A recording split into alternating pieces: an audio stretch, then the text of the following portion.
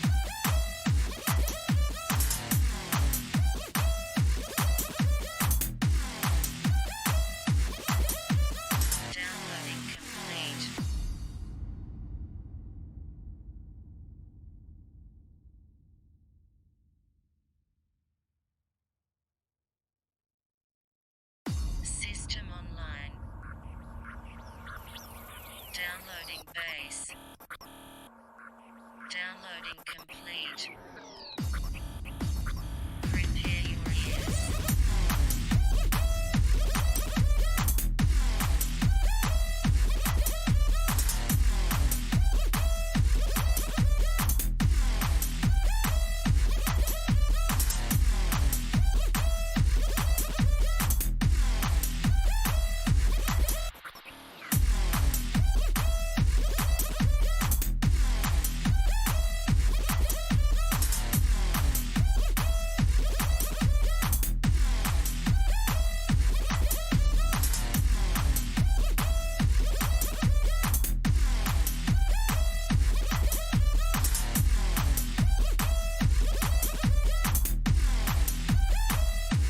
Overriding.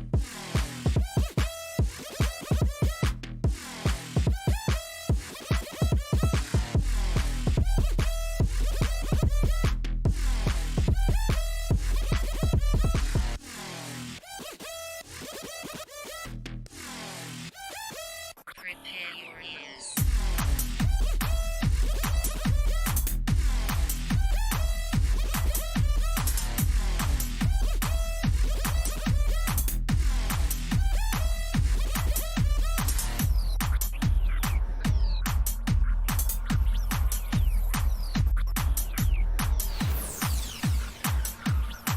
System failure.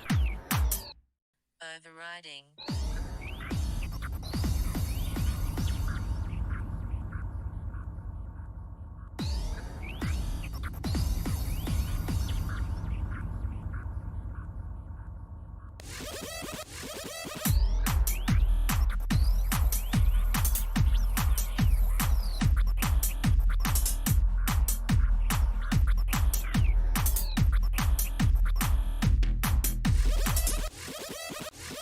Now lose your fucking mind.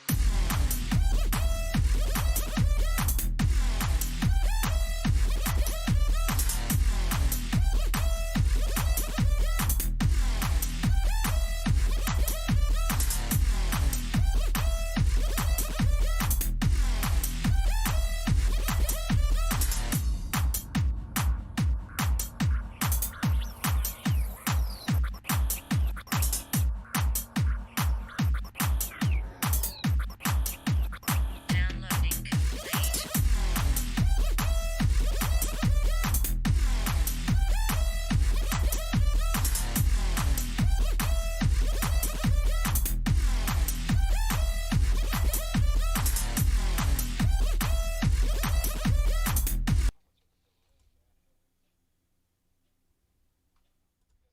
Online. Downloading base. Downloading complete. Prepare your ears.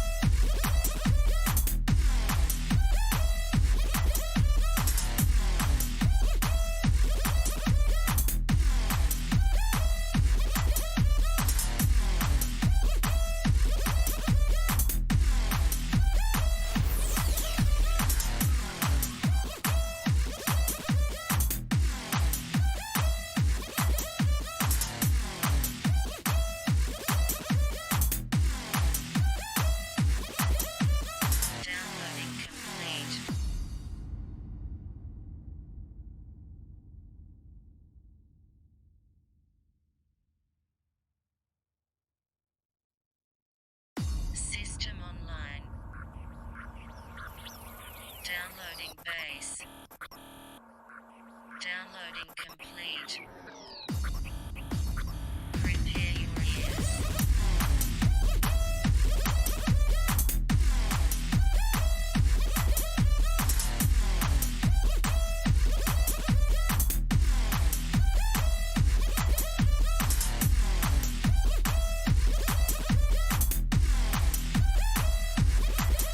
Welcome back to Task Force Podcast, an airsoft podcast made by the airsofters for the airsofters.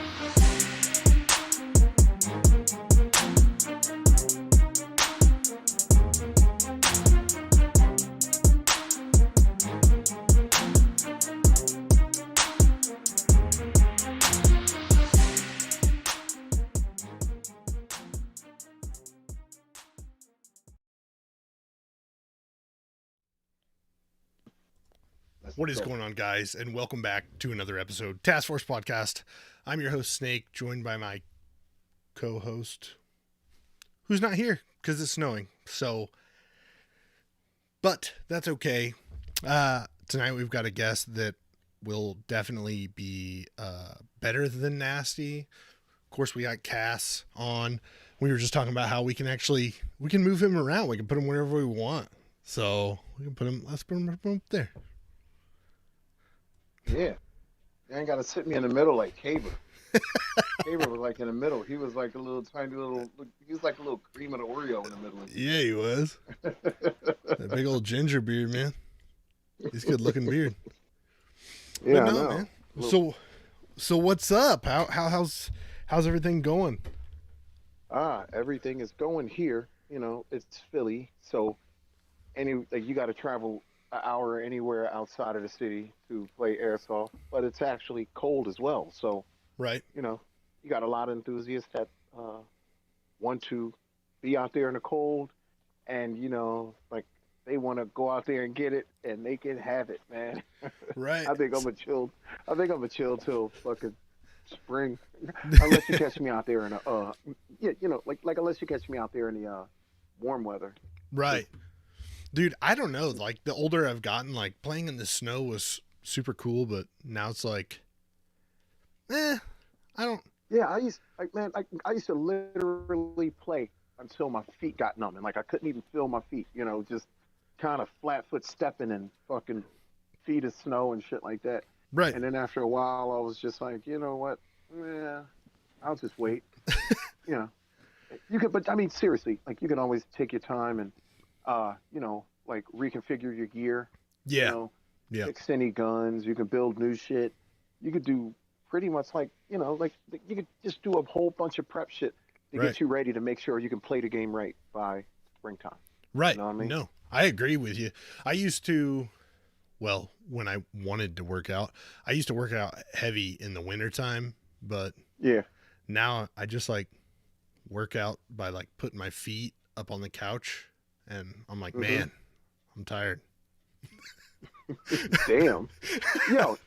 I wanted to get at you the other day because you was on that conversation. You was on that conversation with Caber and them. Mm-hmm. You was saying you probably run about 20, 30 yards and then call it quits. Come on, man. What the fuck? I think so. Nasty will run probably 20, 30 yards and call it quits, but Nasty smokes probably like at least a pack a day. I keep trying to get him to quit. I just stopped smoking as much. I started smoking and I stopped. Started vapor for a minute. That helped. And then I went back to smoking and then I stopped and I started fucking picking up weight like a motherfucker. Right. I'm not too sure if it was because I got over 40 and was just, metabolism changes and all that shit, but I started getting fucking big. And when I would go to the gym, instead of fucking slimming down, I was bulking up more. I'm like, what the fuck? I got fucking gains out of nowhere. So I just, so recently I just kind of just stopped last week or two, just went cold turkey again to see what I'm gonna get with that. But I got to eat healthier, Yeah. Like your diet ain't what you eat, it's how you eat. Oh, dude, for sure. Like I had actually. So I've always been a bigger guy, I guess you could say. I've always been right around, like, when I was playing hockey in high school, probably at my peak, like, you know, every dude's like, oh, in high school I was in great shape and I played sports. Same thing for me, you know, I played hockey and I had practice twice a week and I'm working out all the time and I'm doing my sprints and I still weighed like 240, but I'm 6'2", so it's not a bad weight. And I got up to, yeah, alcohol doesn't, definitely does not help you slim down, but Take a second to shout out my sponsors for the night. My Uncle Jim. yeah, Keep going. I got a bottle of, aged 5-year plantation rum here. Oh, okay. It's dude, this Fuck you say? this rum right here is probably the best rum I have had to make mixed drinks with. Like I drink a painkiller like all the time, and that is 2 ounces of rum, 1 ounce of cream of coconut, 1 ounce of orange juice, and 4 ounces of pineapple juice. Dude, You measure that shit. Yeah. I just poured a bottle and count 1, 2, 3, 4 until I know that the top of the cup is full. I'm like trying to get as much out of the bottle as possible. So I get a little measuring thing for it. I went too far overboard. But anyway, what I was saying is, I got to where I was like 280 or so. Like I was getting kind of big, you know. Well, I mean, I'm bigger now, but so I started working out. I got back down to 240 over the winter. That's where I am now. I'm fucking 240 now. I mean, you know, I'm not out of shape, right? But I'm heavier, right? You know, and you know, like you could stand me next to somebody and be like, you know, man, that fucking dude's jacked. Ah, motherfucker, it's got big ass legs. Yeah. I don't know. Yeah. No, I'm the same way. Like, if I tell somebody right now I weigh 320, they're like, no fucking way. I do. No shit. I wish I didn't weigh 320 either, but I do. But I felt like after I lost all that weight, got down to 240, I gained weight so much quicker the second time around, and I just blew past where I was before. And so it's like, dude, if you're working out and you've hit a good point, like, don't fucking stop, because the moment you stop, you're going to gain weight twice as fast. Yeah, I mean, I'm not you know, I'm not like slacking on the workout tip. I do still wear fucking full weight plates and carry all the heavy shit, the gear and stuff like that, you know. So I'm not one of those dudes that fucking bitch about a gun being too heavy or being too light. I hate those fucking people. Got a bunch of shit to say. You don't break this shit down. All right, so I got some questions for you. You know, shit, you got me on the show. I got some questions for you. All right, this is one like all right. See, so I'm gonna start off with the random shit first. Okay. All right. Because I've been thinking about this one. So if you think about airsoft being a fucking drama circus, what groups do you think would be what wrestling teams? Just what groups do I think would be what wrestling teams? Yes. Okay, I can give an example. The fucking badasses, they don't give a fuck about nothing. They just say what they fucking want, do what the fuck they want. 4 Horsemen. Who would be the 4 Horsemen? ASAP podcast. Those dudes, they're just fucking. Oh yeah. Cole's fucking nuts. Punk is fucking nuts. Corey is like a fucking. You don't want to fuck with him. And Carl is like fucking badass too. Right. So, just those together, they would be like the 4 Horsemen. You know. Yeah. I get what you're saying. Airsoft. I get what you're saying. Like, that's like, it's a funny you say that, because like, you get a lot of people who are like, oh well, I don't know, they just kind of seem like dicks, and I'm like, dude, it's their approach. Like, everybody has their different approach, right? And the thing I love about ASAP is they're kind of like that older brother, right? And I've actually said this before in the story, and I tagged him in it, and it's like they're that older brother who like gives you noogies and rubs your fucking head and gives you swirlies and shit. But at the end of the day, they love you, you know? They want to see good things happen for you, but they're going to give you shit the whole way, which to me is like the best friends you can have. But I don't know, maybe that's just me. I mean, I'm good boys with most of them, Mm-hmm. you know. So, and I mean, we straight up, you know, like we school each other. Oh yeah. And now, you know, like we each other and we hard on each other. And we don't, you know, like we don't believe in taking the bad words out of airsoft, if you understand what I'm saying. Yeah. Like lately it's been, you know, I kind of feel everybody's being babied into the fucking cultures to where you say something, everybody's like, oh my God, you're bullying. Right. Nah. First of all, it's a fucking like we're playing a simulated war game. Right. You know, I would say military or nothing like that. It's a fucking war game. Right. You know, and I mean, why, you know, like talking shit should be a thing. It should be like, you know, should be part of the intimidation factor. You know, even if we were standing on two sides of a field, like, you know, and my team is on one side doing a fucking haka or something like that. It's basically to fuck with your head. You know what I mean? It's to get you off your square. When suddenly that became like wrong to do in airsoft. I have you know no what I mean? idea.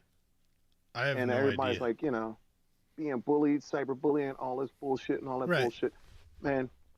But I was just saying, me and the homies, we just figured we don't draw no lines with each other. You know what I mean? That's the way it should be. Fuck. The best motherfucker to tell you that should tell you about yourself are the ones that's closest to you. Exactly. So I wouldn't get so I wouldn't get mad if you fucking said something to me, or even if Nasty started coming at you like, yo, you fucking slacking off on the field. Dude. I need you up there with me, motherfucker, talking that run from the fucking yard shit. You know what I mean? Come on. Yeah, dude. No, and I think that's the key to a lot of good friendships is like, if you got somebody who's not afraid to tell you the truth, like, now don't get me wrong, sometimes it's hard to take and you're like, damn, but they're giving you honest truth and you need to hear that shit sometimes. Sometimes you got to clean up yourself and you're not going to know unless somebody tells it to you straight. And I agree with you. I think the whole world has been missing a lot of that lately, and everybody just takes and gets offended about everything and flips out about it versus just taking it as constructive criticism. And they just flip out about it. But, I mean, like, I don't know when it changed, because if you played airsoft for a long time, there's always been this, like, you give shit to the guys you play with or the guys you're friends with. Like the whole, like, if I didn't like you, I wouldn't make fun of you thing. And I say that all the time, you know, with like Speed Boys. I always give them a hard time, but every time I played with the Speed Boys, dude, they're fucking awesome. They get shit done. To the fucking Caber podcast a couple weeks ago. Yeah, you said that. Right. You know? And it's like, and like you even like you kind of even bigged them up on a reference to you saying that, you know, I don't play like that in airsoft, but in a game I run fast and I run light. You know what I mean? So there is a big thing, you know, there is a difference. Right. And what you say. And I mean, it's like, how can I put it? It's like character builder. You know what I'm saying? Mm-hmm. Me telling you, I mean, it's not me wrecking you or me fucking, like, oh, of course I'm a fucking wreck you. If anybody know me, if you get in front of me, dog, if anybody knows me, you know, like when you get in front of me, I'm gonna talk shit. Yeah. I'm gonna dig into you until you kind of pissed off. Yeah. You know you're like, I mean? I don't really know if he's telling the truth or not, but he's starting to get to me. Yeah. I mean, hey, fuck it. If it apply, if the fucking shoe fit, you know, I'm gonna call a motherfucking duck a duck. Right. And, you know, like some motherfuckers just can't take it. I mean, and I, you know, like sometimes people don't say shit to cheaters on the field. And they feel like they can just keep on growing bad habits until a real motherfucker step up to them on the field. I'm not talking about no brolic shit. Like ready to fight somebody on the field. No. But I mean, just straight in your face, like, yo, you know, like you ran towards 6 of us that all had guns. Right. Doing you and complaining about not hitting somebody. You know. Right. I play in Jersey, you know, OTP and other shit, and it's this Russian motherfucker, you know, and this motherfucker, everybody know, fucking motherfucker, everybody know this motherfucker. And if you say Dimitri, everybody go like this, oh yeah, and don't nobody say shit. You know what I mean? But everybody know this motherfucker's just a cheating motherfucker. Right. Sometimes, dude, you got to police your say it. own people. Otherwise, it just gets out of control. And then if he thinks it's okay and nobody says shit to him, then the new kid starting is like, that's just not a big deal, right? And then he gets way out of fucking control. You're becoming an enabler because you're making people think that they could do the same shit. Hey, I said what I said. You know, like somebody probably gonna say it to me anyway about it. They're gonna be like, "Oh shit, you came at the bull. Okay, I come in this whole gang." Right. Because a couple of them cool, a couple of them ain't. Mm-hmm. Shit.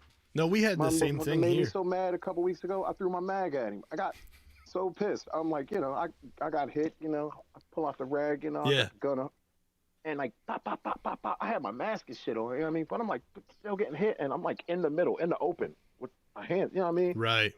And I'm fucking looking, and the dude is like, "Yo, I didn't see you." I'm like, "You are aiming at me." Right. I'm hit. Hit me He with got that me so bullshit. pissed, man. I fucking threw the fucking mag at him and had to go get my mag, so I had to walk across the field like an idiot after being hit just to go get my fucking mag. But you know, it could be frustrating, but it ain't. I don't got to take it nowhere further than that. You know. Yeah. So. No, I get right, you, man. so. Like, I get you. Like, it's the shit gets frustrating, and like eventually, unfortunately, everybody hits their boiling point where like, dude, fuck this shit. I can't do this, and that's why like I think random guy Kev has always asking on there, do you think burnout in airsoft is real? Dude, for sure. I've played for so long. I've taken like 6 month breaks. I've taken 2-year breaks. Like, dude, for sure. I haven't. I don't believe in that. I mean, for one, I ain't leaving out the house to go out and have a bad time. You know what I'm saying? Right. If I'm going to go see a fucking comedy show, I'm gonna go there and get ready to fucking laugh. Even if you fucking wrecking me. I'm not one of the motherfuckers that go there, you know what I mean, and fucking hold the ice grill and be all fucking serious. Yeah. For what? I ain't gotta do all that shit. Right. So, you know, I go to the field ready to have a good time. You win some, you lose some. Right. You know? Sometimes your gun don't work. Sometimes you get out there, you know, your batteries ain't charged. You know, it can always be anything. So, you know, sweating all the small shit will just stress you out, and I don't give myself burnout. Right. That's what I'm saying. Right. But yeah. Well, see, like anytime I say like I've taken a break, it's like you take a break from, I guess, maybe the local drama, because that's where a lot of it happens, you know, like here we have the local fields, and that's where we had a lot of our drama is with the guys you play with all the fucking time, and you just need a break. You go play Milsim, and you come back and you are just updating kit, changing shit around until the next Milsim. Maybe you don't even go to a local game. And that's kind of like what I would consider a break from airsoft, is even over the winter, same thing. Like I'm reconfiguring my shit and I'm still on the online scene, but I don't ever like fully step out of it, if that makes sense. All right. But I mean, there's always a fix to it. It's go to a different place. Right. Go to a different fucking field. Well, if you're going to be that, if you're going to be that partial, yeah. I mean, like, if you're going to be that partial and that bitchy, then maybe you should take a break because you're taking it too seriously. Right. You know, but we don't even have airsoft where I'm from. We don't even have fields. I got to travel everywhere. Everywhere is within an hour distance. I ain't going to travel somewhere to be upset. And I mean, if I go there and it's like kind of disappointing, just don't go no more. Right. That's all. You know, switch spots. This is words of wisdom. You know, this is simplicity. All right, so let's get back to the wrestlers. Yeah. You know. Yeah. So who would you got Jet and Jet the Desert Fox and Unicorn Leah, to me, are definitely like the Triple H and Stephanie McMahon, right? Like they go everywhere together, they do everything together, and they can do their own thing, but they're a dynamic duo when they together, you know? And they work together. Right. And so then you got let's see who else we got. You got Alphonse, right? You get Alphonse out there, and I would say he's kind of like, I don't know if you could necessarily tie him into a group because he's kind of on his own, but if I had to, single wrestler, he would be like the Big Collie or something like that. Yeah. Or well, my thought was like on Ultimate Warrior, like just does crazy shit. I mean, Kind of okay. body. He's a bodybuilder, I guess. I don't know. I've never really tried to tie the two together. This is an interesting. He might be, like one of them big heckling wrestlers. Right. But yeah, I can see that. Mm-hmm. Because he liked to be funny. Ultimate Warrior was like serious. He was like a fucking don't fuck with me. Who would be that Ultimate Warrior?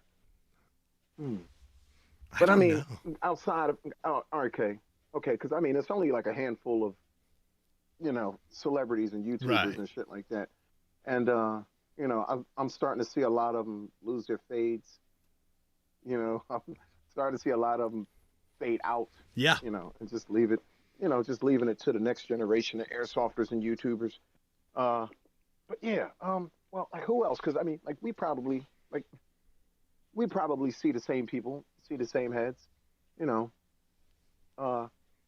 Who's giving up most of the information out there. Right. Who's making just making the most informative tech videos out there. Right. Who's making fucking clickbait videos. Right. And all that stupid shit. Who's overshooting motherfuckers and just trying to fucking run indoors and do all that stupid shit that you see. All that stuff. But yeah, it's all, like that's all fun shit. I got another question for you too. Yeah. Wait, hold on.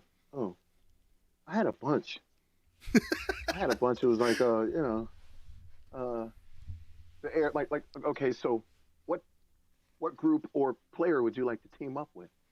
What group or player? In Airsoft. Yeah, or player. Like you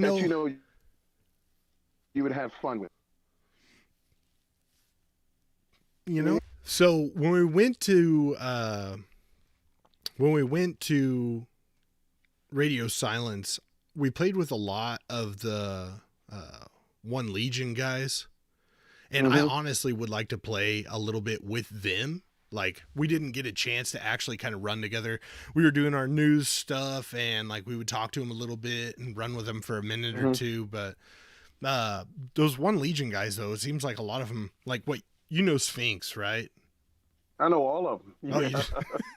So honestly, I think it would be cool to play with them. They kind of had their stuff together. And then the Michigan Mall Cops, actually, those guys were up at Radio Silence as well. If you've not ever heard of them. I was supposed to go. Yeah, I was supposed to have went there. Right. And and couldn't make it. But yeah, go ahead. Radio. Mall, yeah. Mall, radio. Yeah. The North Michigan. Mall Cops. Yeah, Mall Cops, dude. We ran with them, actually. Those guys. They are actually really fucking fun. Bunch of cool dudes. And I had a great time playing with them. So if you haven't played with them, seek them out and play with them. I think they're from, they're from North Michigan, obviously. North Michigan Mall Cops. But no, bunch of cool dudes. I think they're actually going to Captivus. So if you're going to be there, search them out. Those are some cool dudes. Honestly, back in the day, like the one team I really wanted to play with, when I was like hard into Milsim and just going fucking balls to the wall, was like old school Green Mountain Rangers. Cause dude, they used to to me, it's like they were taking it to a different level that I had not seen before. They were kind of that first balls deep all the way in, like doing crazy training. The training is a little bit crazy. Like even back then I was like, I don't know if you really need all that, but at the game, applying the team movement and everything they did, like that was something that to me was really interesting to see somebody try to approach airsoft with that deeply. I know like, one of my boys, Jesse, is in there with them and stuff like that. And Jesse's cool as hell. From up New York boy. And Jesse's fucking cool. I've seen, like back in the day, I've been at ops where they, where they ran and stuff like that.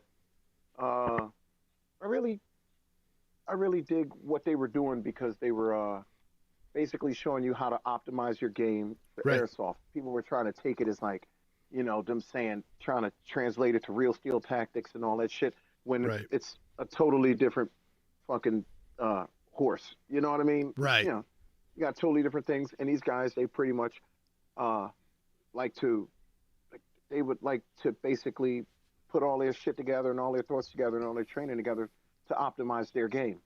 Mm-hmm. So I give them props for that one. I ran next to him. I seen a couple dudes in Delaware that we used to play out in Delaware with that went to Green Mountain, but they were a bunch of fucking dickheads. Right. And I don't even think they lasted long with them. Right. But they were like fucking tryhards and shit.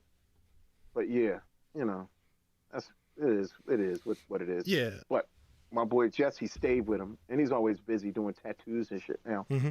But yeah, I guess they're still cool. I'm not paying $200 for a fucking backpack. No. But they still cool. Dude, I 100% agree. I was like, dude, that mini map is pretty dope. And like, I started looking for them and realizing like, they're apparently this super fucking hard to get a hold of. And I was like, $200 for a fucking half a backpack to go on my plate carrier? That's a way to fuck your fanboys, huh? Dude. Oh yeah. Oh yeah, that's a good way to fuck your fanboys. I just like, I mean, it's dope and all, but TMC makes a knockoff mini map for like $30, and if it rips, it rips. For fucking hop up for $25 from some kid, and it's good. Yeah, see, I'm just waiting for it in the mail. Right, dude. See, to me, like that was the one thing I never did take very serious. Is everybody would be like, "Oh, you got to get a real steel plate carrier and this and that." Like, bro, Condor makes shit that is perfectly acceptable. You can get it cheap, and you can roll with it for a long time in airsoft use, no issues. I'll let you finish that, and then I'll put my 2 cents in with that. So go ahead, finish all your points on that. if you're starting off in airsoft and you need to get a plate carrier, Condor makes them. They've been making them for a while. They do make them out of Condora, of course. It is a decent quality. The stitching on them sometimes can be shoddy in some places. I will not lie about that. But I have never actually had a Condor plate carrier rip or anything go crazy on me, unless I had modified it and fucked up the stitching myself, because I've done this a time or two. But I've never had one just fail, just straight up fail. Maybe I've gotten lucky, but I mean, that plate carrier there, Nasty's plate carrier, that's a Condor. This is an LBX. That's the first time I bought a plate carrier outside of Condor.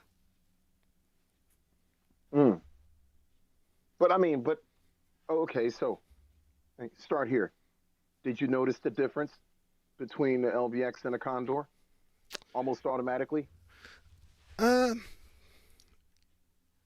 Yes and no. The main thing I noticed was right away was LBX definitely makes this for dudes who got their shit together and stay in shape. So I had to get some Condor extra large fucking wraps for it. But I mean, overall the stitching, if you really actually look at the stitching and compare, dude, yes. I mean, you can see that there's like quality stitching. They actually, whether it's a machine that somebody operates or if it's a computer, it's definitely a little bit better. Well, I like to say that they definitely came up over the years. Mm-hmm. Back in the day, back in the day, I wanted a different color plate carrier because my first one, I forgot what I had, and then I forgot I had a no-name one in the beginning, and then I moved to an Eagle. I had the Eagle plate carrier, mm-hmm. and then I bought in between time, I bought a Condor. I bought the MOPC. Right. I think that was in fucking 2008, 2009 or whatever. I had that shit for like a week, and sold that shit like the next week, and then I got a Tag Rampage, mm-hmm. which is a real good carrier, and then I got the Banshee after that because I started getting all tag shit. Right. And I had the Rampage, and that's when I got picked up by LBX, and I started just rocking their shit from like 2013 uh, onto pretty much like about summer 2020, Right. you know, and then I switched, you know, I got a first spear. Mm-hmm. I bought the Strand Hog, and the Strand Hog, man, the difference between that and a fucking Condor MOPC is just fucking the scales is like they all the way back there, man, Right. and I'm all the way in the front. It's just the feeling of comfort, the ease of accessibility. Like the fact that I can just use those fucking tubes, take a tube and take it off in fucking less than 5 seconds. Right. Boom, and now it's off, just like that. Right. So I mean, it's just but I would say it's something that you kind of grow into. Yeah. Yeah. I wouldn't recommend it to like no new guys and shit like that. I Right. would say more so earn it. Right. Earn your shit, and like find out what you like, what you don't like, what you want to carry, what you don't want to carry. Because I don't carry a whole bunch of shit. Right. I don't even really have a need for a backpack or a mat pack. Right. I just kind of do it to balance the kit out. To possibly hold a grenade or some shit like that. But I don't run HPA, so I don't have to keep a tube back there or a tank. Right. Just shit like that. So but if you've been airsofting for so long, I think you kind of owe it to yourself to treat yourself. Yeah. Don't cheat yourself. Just treat yourself. See, so like I had started off with I don't know, like I don't even know what the brand, like what the name of it is. It's like probably the first Condor plate carrier they came out with the little map pack right in the front at the low half, which became super popular now. It might be the mop, but and then I had changed to I had gotten the IOTV with the fucking neck protector and the groin protector. Yeah. And that was it was all right. Yeah. Like it was cool for like an impression, like a marine impression, because it was all tan. But I was like, I kind of moved on.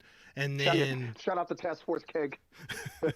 and then I yeah, shout out to Task Force Keg. They love that fucking rig. really The IOTV and the MBAV, I think. Those are like their things. right. Because you can't be cool with them unless you have these things. Dude, if you can get it in tricolor Shout out to woodland, gun gamers. I mean, Huh? I said if you can get it in the tricolor, the M81, dude, it just looks circa 2004, like just it looks good, especially if you apply it with your 3-color desert. It just looks good. It's like an iconic look. Can't deny that. But I moved from that IOTV to a Cirrus vest, the Maritime Cirrus vest. Mm-hmm. And that thing, I ran that thing for forever, dude. That thing was so comfortable. I had a Cirrus. Cirrus is the one with the cables, right? Yeah, the cable, and then it had the intercumberbund. Yeah, I had the yeah. I had that, and I ran the shit out of that one, and I did have that Cirrus. I remember because that fucking cable. When you pulled the cable, the plate carrier came apart. Yeah, but it just was fell apart. To put back together. Yeah. I did have that. I think I tried it one time. I ripped the cable and I was like, well, that was cool. And then I spent like 3 fucking hours trying to put it back together. Finally got it back together and was like, never going to do that again. Yeah.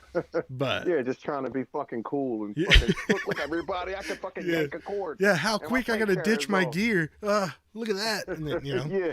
But yeah, I'm stuck. No, like I'm stuck in this machine and I got to get out. Let me pull this cord.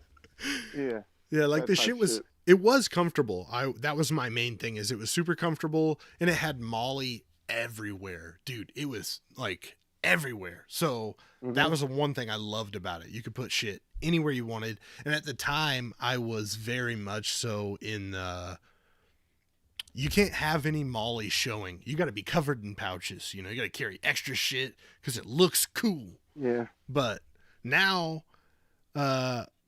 this go round when I was buying my rig, I was like, I just want to go slimline. Don't want to carry any of this extra bullshit anymore. I just want what I need for me.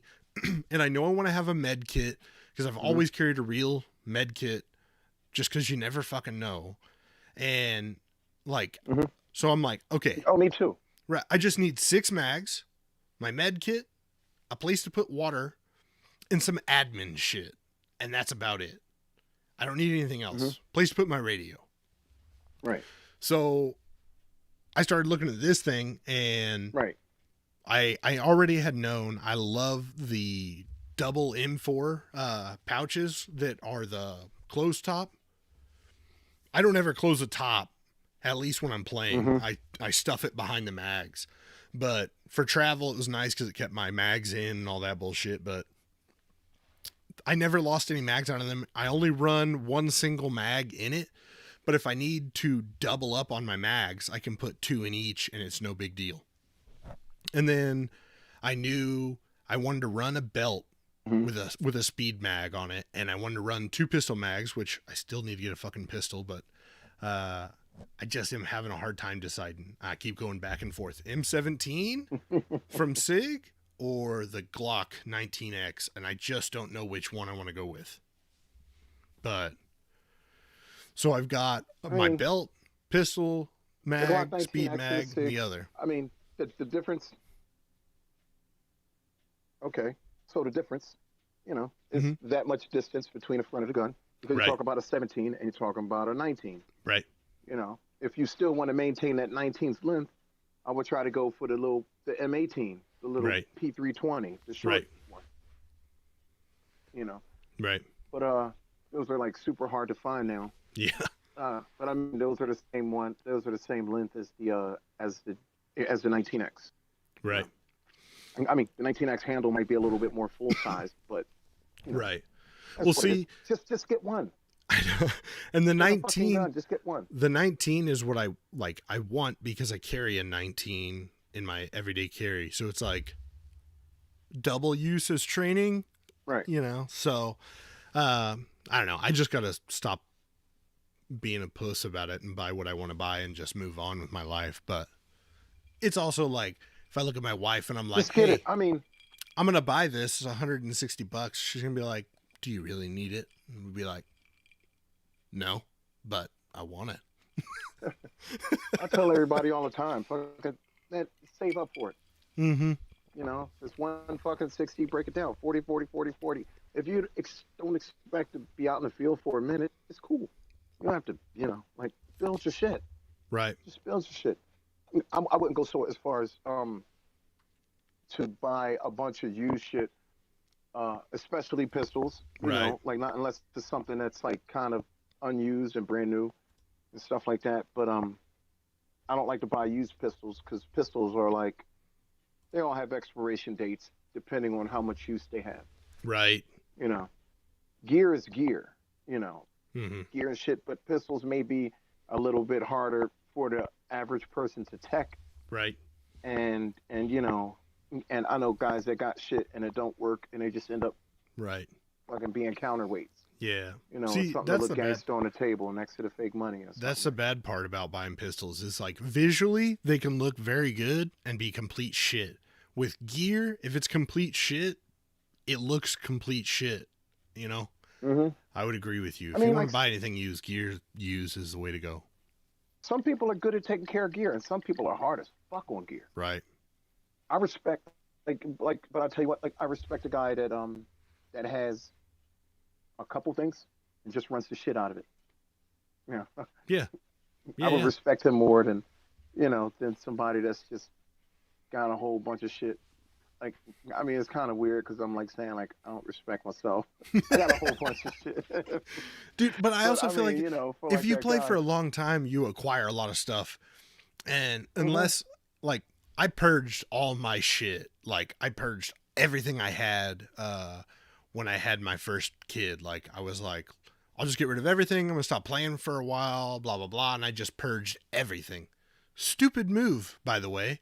Because I knew I didn't want to be done. I wanted to come back, but I was like, oh, I'll just get new shit. And now I'm like, man, wish I had this back, but you know, but at the time I had a 416, I had M4, I had M16, I had M14, I had MP5. Like, you know, you acquire this shit over time, and then every time you buy a gun, you're like, oh, well, I gotta have pouches to carry my mags for this gun. So then you have pouches. And then after a while, you're like, well, I want another plate carrier. I want to change it up. And then you got an extra plate carrier. So now you've got 2 kits that you can run, you know, so the shit just evolves. Yeah. But if you're going out and you're like, oh, I gotta buy a whole new kit for something. Well, we go through, right? Like we go through phases of stuff we want, right? You know? And nobody supports the tactical community financially like airsofters. Right. Nobody's going to say it, and ain't nobody going to make a big deal of it. Yeah. But we are responsible for keeping a lot of these fucking companies' lights on. Oh, dude, for sure. Why do you think a lot of them started selling to the civilian market? Ain't nobody going to say it. Yeah, that's what I mean, if you think about it, everybody's a fucking civilian. Right. You got guys that all preach real steel and shoot real steel, but they just shoot fucking paper. They don't run their gear as hard as we do. Right. So they'll buy something once. We'll go through it, fucking go find out what works for us and what doesn't, and go buy something else new. Yes. You know, it's not like we're standing on a static line fucking shooting at something to hear it go pink, pink, pink, or fucking touching a clock on our hip. You know, we're out there fucking shooting. You know, we're crawling, we're climbing, we're dragging our shit. You know, we're scraping, brushing up against shit. We're testing the stitching. Yeah. You know, like you want to know if those double stitching or those single stitches last? Go out in the fucking field for a couple of weeks and play. Right. You know, it's just simple shit. You know? Yeah. And it's funny.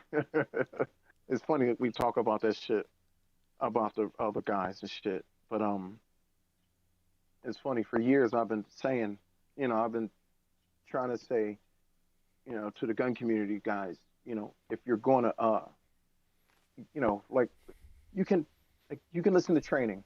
Right. And, you know, you can take training classes and all that shit. You can get familiar with shooting a pistol at paper and stuff like that. And, you know, and you can go to defense classes and your instructor's going to tell you, you know, stand like this, you know, shoot like this, you know, just bring it back, look, you know, like look right, look left, and do all that fancy shit. And they're going to teach you how to engage a threat. Right. But the threat look like that fucking piece of fucking board right there. It ain't moving. Right. You know what I mean? But I mean, that's cool and all if that's what you want to learn. If they want to give you that fucking feeling like you're worth something. Right. But if you really kind of want to do or practice the shit that a gun really does, it's just fun to come out and play airsoft. Yeah. You know, because you learn a lot of shit. I mean, you know, like from small guys to I would say large, medium guys to, you know, to guys like me and you or whatever. Right. You didn't know how well your body moved until you actually applied it. Right. And you didn't know how to shoot effectively from cover, you know, until you actually had to do it. Right. You know what I'm saying? Mm-hmm. And most people don't fucking know. It's just like, you know, like you taking a guy out to the field for the first time. You know, I do it all the time with dudes that shoot real steel and stuff like that. And, you know, they have all these, they always expect to be a certain way in the field. You know? Right, right. I took one of my boys to the field. He came back out at the end of the day. Motherfucker had 4 headshots, 4 different spots on his face. Yeah. I'm like, what happened? He like, man, I got my head hit up. I was like, yeah, because you have to learn how to use cover. Mm-hmm. Every time you poke your head out, somebody hit wherever you fucking exposed. Hell yeah. You know what I mean? First day came out, you know, he got his sights shot out, and he got, you know, a couple lumps on his head, on his cheek, like right under his goggles, you know, on his head, and got his sights shot out, you know, and he was killed, you know. But then he learned how to fucking pop his head out, you know, like tuck his head out to shoot and look and shit like that, and not stand there behind cover like this, just waiting until you see something to shoot, like, you know what I mean? So that shit teaches you. It does teach you. So this is the funny part. Like back in the day, you know, it was like, I would say the gun community, the Instagram gun community, they wanted this fucking rant. But they were like, fuck airsoft, blah, blah, blah, you know, fucking Right. airsoft guys want to be army, want to be military and shit like that. Right. And I'm like, nah, you just out here playing a fucking game. Right. You know, like y'all shoot fucking paper. I shoot shit that moves. Yeah. Hashtag, you don't want to call me out. All right, hashtag, my targets have heartbeats. Yeah. Boom. Like, like yours is a fucking piece of paper on the wall or on a fucking trolley going out fucking 30 yards and coming back and all that shit. And my shit is actually shooting back. So what you gonna do? Anyway, years passed, years and years, because I've ran that hashtag for fucking, I don't know, fucking since 2012, 2013. It's been that long. Yeah. And and the funny thing is now this year, between this year and last year, when that kid Liku, the little airsofter, went out with the fucking Bakken kid, whatever, and showed everybody that dry firing can make me a better fucking shooter than you when it comes to shooting this paper and shit like that, you know what I mean? And then everybody wanted to get in the airsofters training. Yeah. Mm-hmm. And then they went out to Iron Horse, and telling everybody it's good for training and all this other bullshit and stuff like that. And now everybody's interested in it. Right. Well, see, but come on. That's the thing that's crazy to me is like, cause like, that's what Kaber and, we were talking about last episode, of course. Travis Haley is another guy who's been kind of big on the firearms side of things that has been Travis promoting. started talking about using airsoft back in the day too. Right. He was one of the first guys. Right. And he's been saying it for a long time. And here's a guy with the most real world experience. If you were going to say, oh, I want to be the ultimate guy, like, dude, this guy's saying, hey, this is a great training tool. Yeah, he Use said that it. shit back in the day. Right. That's why Greg Wong all on his dick. Right. And that's what's crazy about it. Like, so now you got Lucas Bodkin, T-Rex Arms, grabs Liku Tactical, who's in Japan. And of course, well, there's some people out here who don't know, but Japan, you can't own a firearm. They've got airsoft guns, but this dude uses nothing but gas blowback rifles, and gas blowback pistols, learned firearms manipulation, came over here, adjusted for recoil within probably 2 hours, I would guarantee, because they cut it down. Right. And starts just working this shit out there on the range more so than guys that go out and work the paper only. Like, that's insanity. He did it. He did it. And he showed the motherfuckers like, yo, it can be done. The bottom line is it can be done. If you're going to use this for that, and I mean, it's just good for that way of training. You know what I mean? If you want to train for speed, so, you can't knock him. For sure. So I think, I think that was cool. I think that was cool, because he made a bunch of people believers. But now it's just funny. I was just saying that everybody thinks it's all so super cool now because they went and did it for Iron Horse, and these are the same people that was saying, airsoft is corny and shit like that. Yeah. So now they're kind of eating their fucking words. Man. I'm just sitting back like, you stupid motherfuckers. Well, it's like fucking assholes. I've been saying this shit to you all this time. There's always some like little turning point. It hits somebody's brain that they're like, oh, well, this person said it. Oh, well, must be true then. And I don't know why people can't believe other people, but I guess they have some hierarchy in their brain where they're like, if this guy says it's good to go, then it must be good to go. But well, I mean, knows? like they don't want to listen to you, right? Let's say, right. They don't want to listen to you. They just want to, they'd rather hear it from somebody that they feel they trust their opinion. Right. I mean, it could be somebody you don't even know. You just like the way they do something. Exactly. Yeah. So, I mean, that's kind of how it was. I'm just laughing because I'm just more on the tip of, oh, now it's cool? Right. Okay, I got y'all. I see how it is. Yeah. Motherfuckers is funny as shit. Yeah, that shit's that shit is crazy. Like, it is good though, I will say, for airsoft, because this is going to help airsoft grow in another way as well too. And I'm assuming make more things become available on the market and bring new ideas in is what I'm hoping, but who really fucking knows, I'm saying, I mean, if you're going to make it a thing, inside of the shooting community. Just add that element of training that has been kind of denied in all the years of fucking training. Yeah. Which is force on force training. Mm-hmm. Nobody fucking does it. Right. You know what I mean? If you're going to do it, like you got, like there are actual big training companies that use it now, right. for training, and we work with military units and all that other shit like that, law mm-hmm. enforcement military units, and it's happening now. Right. It's just the common civilian guys, you know what I mean? All the common civilian guys, right, all the right. shit talkers, and now because they saw somebody else do it, now right. cool. right. So, right. Right. It's just funny, hey, you got to take it. And I mean, as far as exposure, it's cool as just getting exposure. It's cool.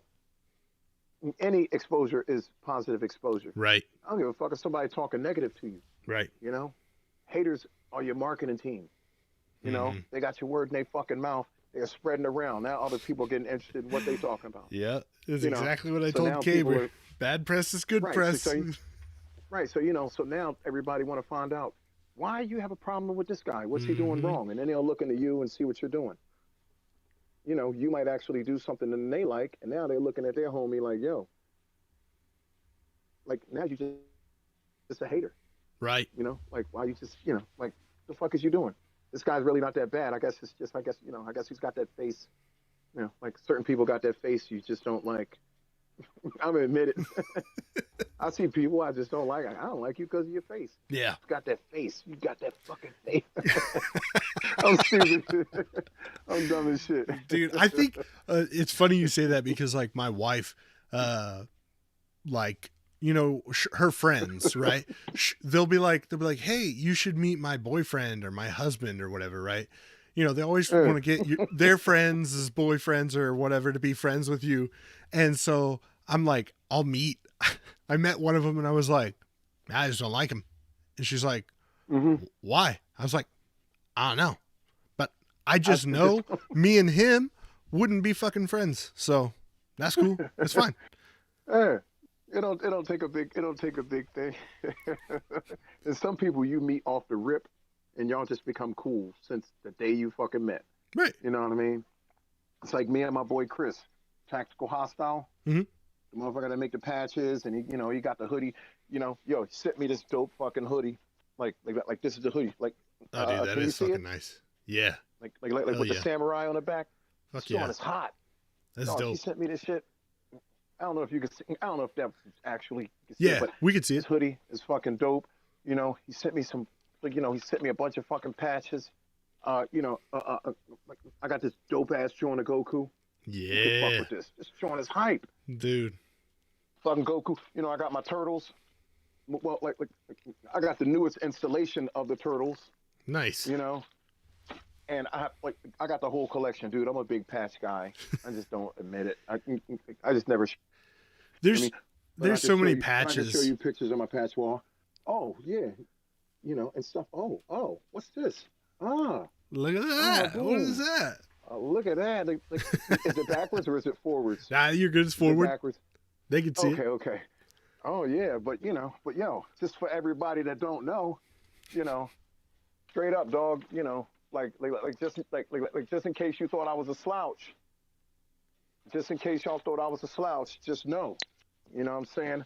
I'm a fucking member. Are you a fucking member? Fuck yeah. You know what I mean? I'm a fucking card holder. Y'all motherfuckers don't know, dog. Yes. Come around me, I'll make you laugh, and I'll wreck you at the same time, dog. I don't give a fuck, dog. If your boots is laced too tight, I'm gonna tell you to fucking choke up them footballs even more. If that shit worked more for you, I don't care. Fuck it. Everybody know. You come around me, I'm gonna bullshit you. I'm not gonna bullshit you, but I'm gonna fuck with you. Right. Yeah, I'm gonna bullshit with you for sure. I wish Nasty was on here. Yeah, I wish Nasty was on here. I know he would have a good time. That's what I told him. Is I was like, damn it, man. We're gonna have the show with Castle, and he's like, I fucking know, dude. He's like, he literally was like, man, I'm about to quit this fucking job. I'm sick of this shit. I keep trying to get him to come work where I work. Pull me back whenever y'all want. It's all good. Oh yeah. You can bullshit. You can pull me back. I don't give a fuck. dude, for Like, sure. I'll always be ready. I'll always be ready. I'm chilling down in my basement. I'm in my safety spot. This is like my workshop. This is my man cave until my daughter take it over with her projects. Right. I got basically everything. I take and build shit. You know, um, working on some new guns. People send me shit. I work on them and check them out and make sure they get out there. What are you shooting right now? I got a KWA CM4. That's the M4 there. So that's mine. The M4. Okay. Yep. Hmm. I got a bunch of fancy guns because I like to pee on, like, I like to stand on the balcony and pee on all the pores. Mm-hmm. You know. Yeah, I know. So, I was gonna say you are like the system king, bro. I've never seen. Not even. I know, guys. I'm part of a whole community Bro. of roidy-toity. Like guys that shoot their guns like this. Pat, pat, pat, pat, Pinky pat, out. pat, pat, yes. Pat, pat, pat, pat, pat, pat, pat. I got a couple. This is like this is a Celsius. I basically made it like an O-call. Mm-hmm. It's like the Celsius M4, like 10.5-inch barrel. It's really responsive, really short. It's like really sweet. It's not big. It's not too fucking long. Like I got the sling like tied up on this side because it's fixed to the stock right here. Right. I can't really take it off, but I mean it's real comfortable to work with, and I have yet to. I just basically put it back together, got it all served. I've pretty much like replaced all the parts and shit myself. The only thing I got to do is field it, so that's waiting to be fielded. I got a 416, which is like the real fancy boy. That's like the Right. Howe Industries 416. That's pretty bad. That's in a case back there. Like this is one of the cool ones. My M16. Yeah. Like this is the system M16. See, that's where it's you would the get A2. you would get Nasty's attention with that, man. He's an M16. Like if it's not the Saw or an AK, he's the M16. Like, and that's why when he bought. So before we went to Radio Silence, we tried to fix the Saw. We tried to bring it back from the dead. We redid all the wiring, and we wired the trigger switch wrong, which I'm pretty sure we fucked it up. So now it's like whenever he shoots, it'll shoot, and then the next time it won't do shit. So we gotta get a new trigger switch. You But should buy a bunch of them. They're only like $7 each. I know So that's if what you I told buy him. them, those are the first, like the first things that burn out on a saw. So if you buy them, it's good to invest in like 2 or 3 of them because they always burn out. Yeah, You can always switch them. It only take but a second. yeah. Go ahead. And so then he bought this M16 off of Evike. I don't even remember. It's like an E&C or an A&L. It's not E&L. It's something else. It's just some random ass brand off of Evike. E&L? And You think? it's not E&L because I was like, oh, is it E&L? And I'm looking at it and I'm like, AMG? no, that ain't E&L. Is it the AMG? No, EMG? no, I'd have to. The box is fucking over there somewhere. I don't know. Oh. I've posted it up before. Somebody can find it, but surprisingly, it actually runs pretty fucking good. Like he didn't have any issues with it or anything. And we slapped a lipo in it. It was not supposed to be able to take a lipo, but did all right. So I don't know. I mean, but he was like, well, it's full metal. That's all I care about. That's pretty much all he does care about. So This is a good baby. I mean, you can hear it. All right, so like it's a system. Mhm. So it's got, it's short. It's snappy as fuck. Trigger pull is light as hell, and it delivers a nice, crisp shoot. Now you can hear this one. yeah. Oh yeah.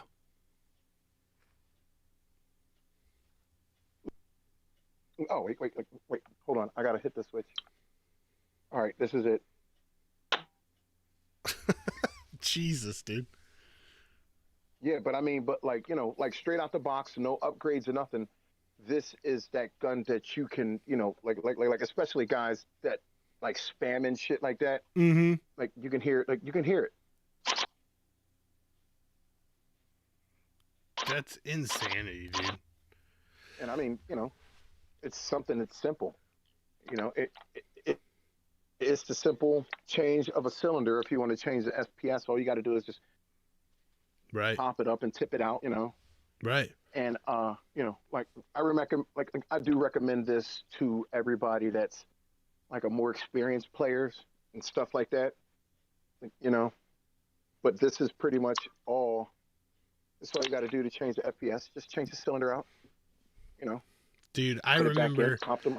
I remember the first time I saw a Systema. We had a guy here locally who had one, and I was like, that thing is fucking sick. And I wanted one so bad, and then I looked at the price, and I You was look like, at the price. I don't want one that bad. Like, and so I ended up like buying an ICS M4, was like my first real expensive rifle. And that had the split gearbox. I was like, this is really fucking close. And then I bought a bunch I got one of those too, yeah. I bought a bunch of their uppers. I couldn't find them alone at the time, so I was just buying like broken gearboxes from guys here locally, getting their uppers, and I started making my own. So if it was 350, I could take out my upper, slide in the new one, and move on with my day. And so I kind of had like my poor man's system, but it was dude, those things are fucking sick. And even now I would get one. I actually made a video. I actually made a YouTube video. If you type in a poor man's PTW, my video will probably show up, where I took a couple years ago. I took and built the ICS. Just letting people know that you can do it with like with like only a couple upgrades, and you can get that performance out of it. Right. I don't really make YouTube videos and shit like that. So this video was like a couple years ago, and I stopped fucking with that gun for a minute because it was sitting in a box. And then the other day I took in, and the other day, like I took it, like took it out the box, I gave it an overhaul, and now the same gun is back, except I don't have that Block 2 rail on it. I just put a regular Troy on it and stuff like that. But yeah, it's the same. It's just like it's your basic ICS, fucking sport line M4. Yeah. With a split gearbox, which is very identical. It's identical to the PTW. Right. And it doesn't really take much. No, it was an awesome gun. What have you been using to upgrade your guns? So I haven't. What have you been using to upgrade them? I haven't been doing anything because I had never had a KWA before. So I was like, I'm going to get this one. I'm going to run it stock. I want to see how long this CM4 will go before something goes wrong with it. I'm just going to run it completely stock and see what happens, because it's an electric blowback rifle. And in my experience, the first thing to fail on electric blowback rifles is the electric blowback. And I want to see what it's going to take or how long it's going to be before that thing fails. But on my ICS, I never did mess with the gears. That's the one thing I liked about the split gearbox, because I did not want to fuck with the gears and shimming. That's the one thing that's always scared me. I changed out the motor. I don't remember what it was at this point. But I had put a solid cylinder on there, no air hole on it. And then I had put a metal tooth piston with a Mad Bull cylinder head with the double O-ring. I had a 130 spring in it with a Mad Bull spring guide with the ball bearings to basically tighten your spring up even more. So I had it on the piston head and on the spring guide. So it was basically taking my 130 and making it a 140. And then I had put a Mad Bull hop up and bucking inside of the hop up itself, and was running that, dude. And that thing, I actually had got great range with. I had a Prometheus type bore M16 length. So I was running a mock suppressor on the front to get it all the way to the very end. So I had fucking crazy range with that gun, actually, which is good here because our fields are all outdoor, you know, and our limit's 400. So if you could get right around that 400, 415, I was good friends with the field owner. So he was like, well, just don't shoot anybody within 50 foot. Sweet. Yeah, that's cool. That's cool. I just hate the people that be like, like field limit is, like 330 with 0.28, so 0.3s. Right. And you're shooting 333 and they're like, nope. Yeah. Can't do it. And you're like, what the fuck, dude? Yeah. It's a brand new spring. I just got to break it in. Like, right. They don't know. You know. I don't know. Like, I feel like if you're some random new guy, okay, I kind of get it. Like, but if you've been playing at this field for a while and the dude knows you, like, dude, the guy here locally at the time who was running the games before he moved out of the state, he was basically like, if I had at one point gotten my gun up to 450 because I was running a DMR at the next game, the next Milsim that was coming up down in Oklahoma. Mm-hmm. And so I'm shooting 450. He's like, all right, just don't engage anybody within 75 feet and we'll call it good. You can't use it on any of the close quarter maps. I was like, fine, fair. I'll run my MP5 or my pistol, whatever. He's like, cool. And he was willing to let me go with it with a field limit of 400 because he knew me and he knew how I played and he trusted me. And I feel like, I feel like we lose that a lot. But also if he knows, also if he knows that you ain't the one that running straight up in the middle of the fight, right? You know, you're gonna hang back a little bit. I guess you might get some lenience toward that. Right. You know what I mean? Like you already said, you was just like, yo, I'm not one of the motherfuckers that hang all the way in the front. Right. Right. I ain't the first runner. Dude, that's something you got to be able to tell yourself, like, I'm a fat ass. Like, I know I can run when I need to run, but I do not need to be at the front trying to push because I'm just going to run up and get killed. I'm a big ass target. I'm one of the first runners in the game and pretty much like one of the first ones to get dead in every game, you know, and I don't like, I try to play as smart as I can, and that don't pan out for me all the time. Right. But it's just like, it's an aggressive style. Right. If you press aggressive, right.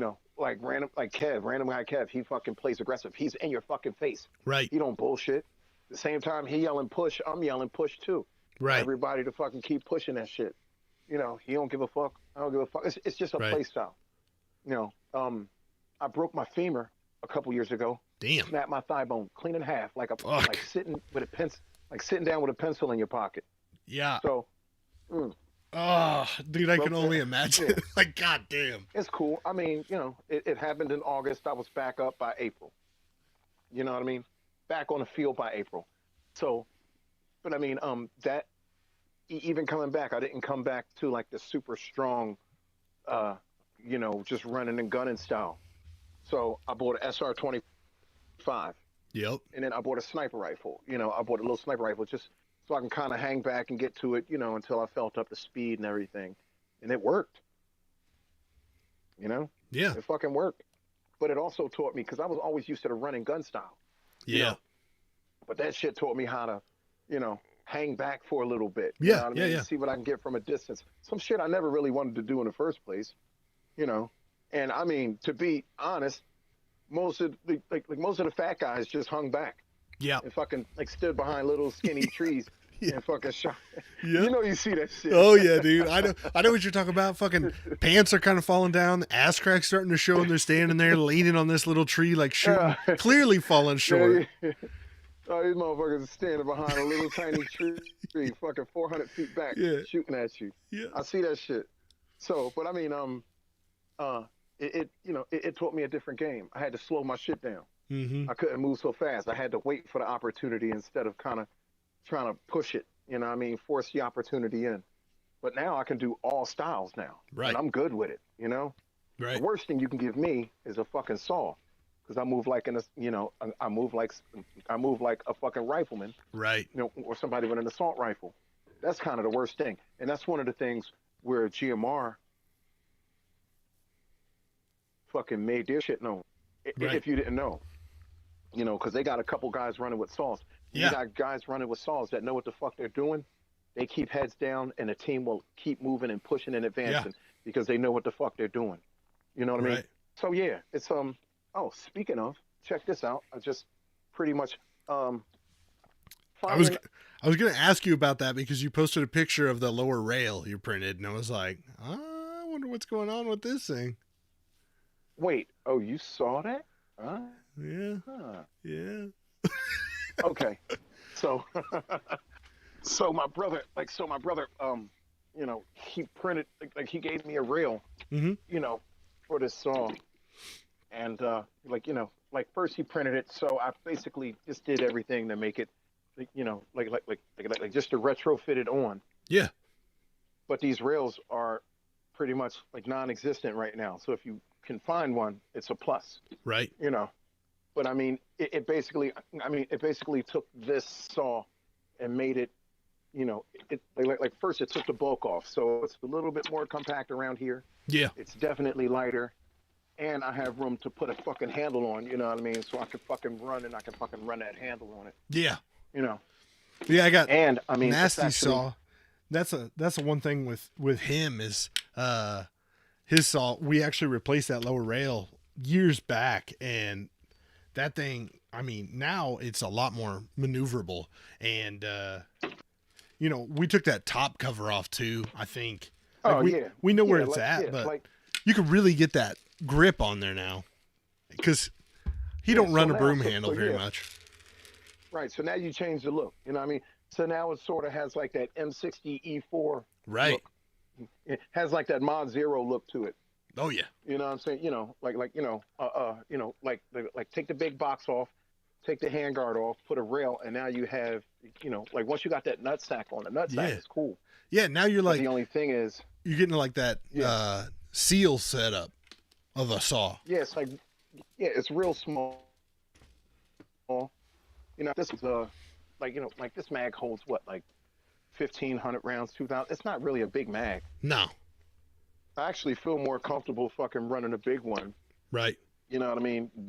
Than I do with that, because I know that it's not going to fucking run out on me so fast. Yeah.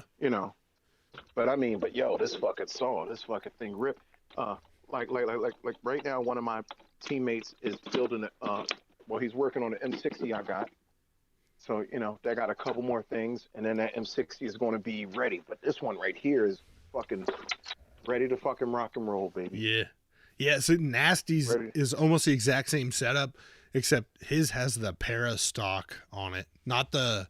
Mm-hmm. Well, it's an M4 collapsible stock. So... Right.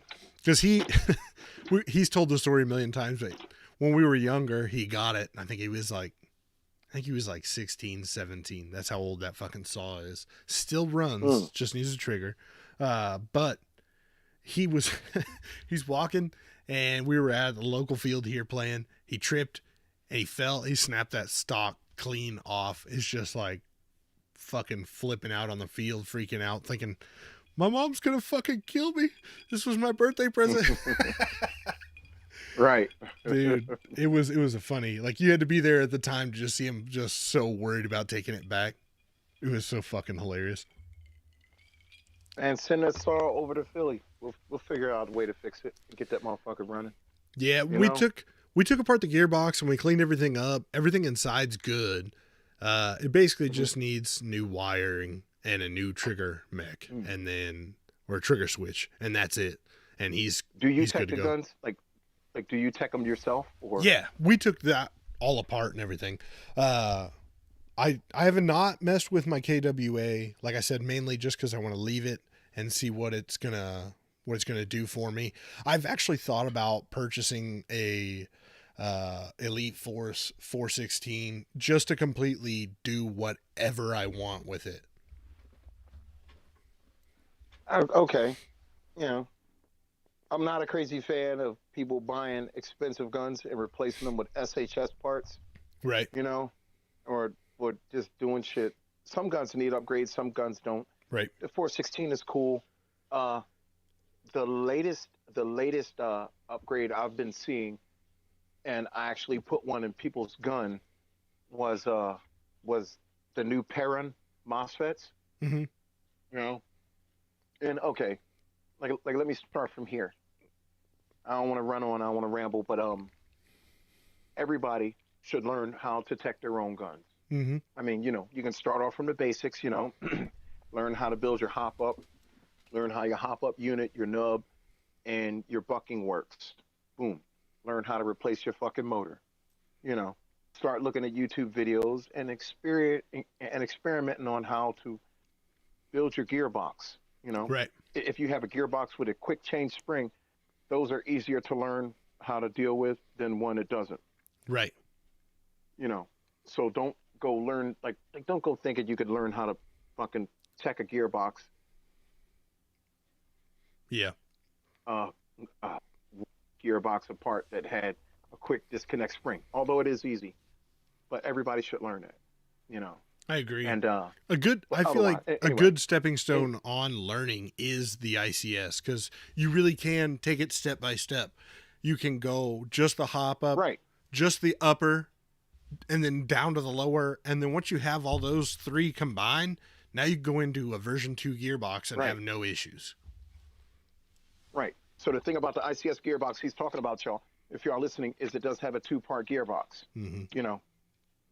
All right, like so this is the bottom half of the gearbox, which is similar to the PTW gearbox. Mm-hmm. I don't have a battery hooked up to it. Nope, I don't have a battery hooked up.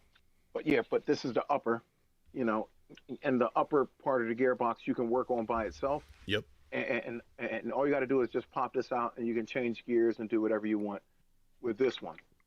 Because like once you put it back together, it's like it's just like a regular version 2 gearbox. Yep. So, if you do want to learn, this is a good starter. For sure. This is definitely a good starter. Yep. Yeah. And if you want to change, FPS, just like he was saying, just like a regular PTW or something like that, the only thing you got to do is just basically, like swap the uppers. Yep. Like swap the uppers, put them in, and put your pin in. Derp. Yeah, just put the pin in, and you're good to go. Yeah. See, because that was my biggest fear, and I'm sure it's what a lot of people's fear is the gears, man. That's the one thing that always freaked me out, was the gears and shimming, because if you don't shim it right, yes, it will not run right, and it can even fuck it up. But with the ICS, you get the chance to be able to just do the upper, which is super simple. I mean, it's a spring guide, a spring, a piston head, a cylinder, and then a nozzle. That's it. And the tappet plate. Super. Yep. Yeah, and the tappet plate. Like, super fucking simple. Really easy. If you want to learn, super easy to learn on the ICS upper. And then you can, do just the lower, only the gears. And it's a lot safer. It feels safer in your head, because you're like, oh, I can do the upper. Yeah. Now I got confidence. I can go into this lower and I'm not going to fuck anything up. I mean, you'll probably fuck it up, but yeah, I mean, fine. shit, if you out here spending all this money on gear and stuff like that, you're spending all this money on guns, it would make the most sense to learn how to work on them yourself. Right. I mean, you can't go wrong. If you're out here spending money, just fucking buy a replacement part. You know what I mean? Right. Or fucking take your shit apart on a table where you know that anything that flies away you can easily find. Right. Like my first gun, like my first MP5 back in the day was an ICS MP5, and I didn't know anything about version 2 gearboxes. And I took this gun apart, and I didn't know the gearboxes were under pressure. I just took it apart because I figured I'd fix the selector, because it felt like, I played with it so much, it felt like rubber. Yep. And it just said boing and just went everywhere. Oh my gosh.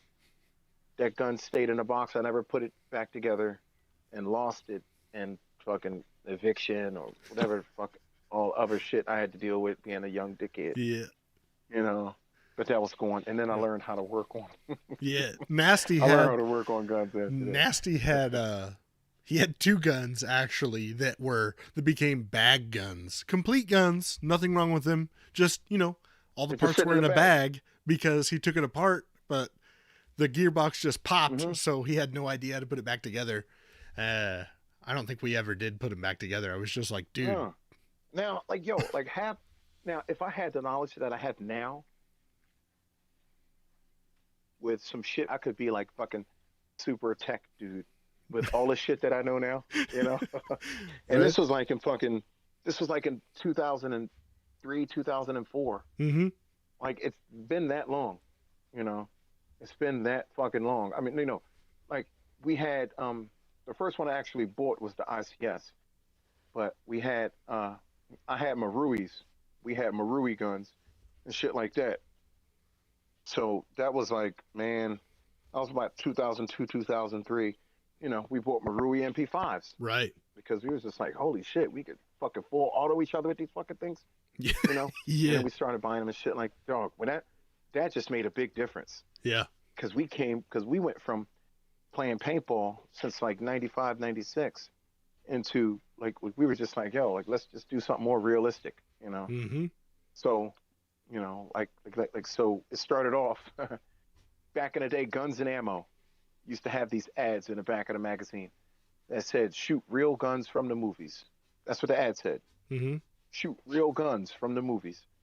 And they had all these different guns like lined up, like 357, fucking Beretta, Desert Eagle, fucking Browning High Power, all these different guns just all along this line. And it was like, you paid like $50, 50 something, because it said 25 cal. Bruh. 6 millimeter BB is 25 cal, just in case anybody want to know. I didn't know that. So, paid $55 for this gun to be sent. I think I got a Browning High Power. That was the first one we got. And it was a plastic Springer came. Mm-hmm. Dog, I paid all this money for a fucking plastic fucking Springer. And dude, like over fucking $50. And in the mail, like a COD, like, like they gave me the package. I gave the fucking money order to the mailman, like, thank you. Yep. There you go. Yeah. And so we had this gun, we called it Slip and Fall because it broke one day, but you can always just take the top off and just cock it back and shoot it. And like it was a drunk gun. Yeah. So everybody Yeah. started getting them. We started getting those, started getting the shotguns and shit. And so then it was a thing. And then we then we started getting shotguns and started doing like team shit. Yeah.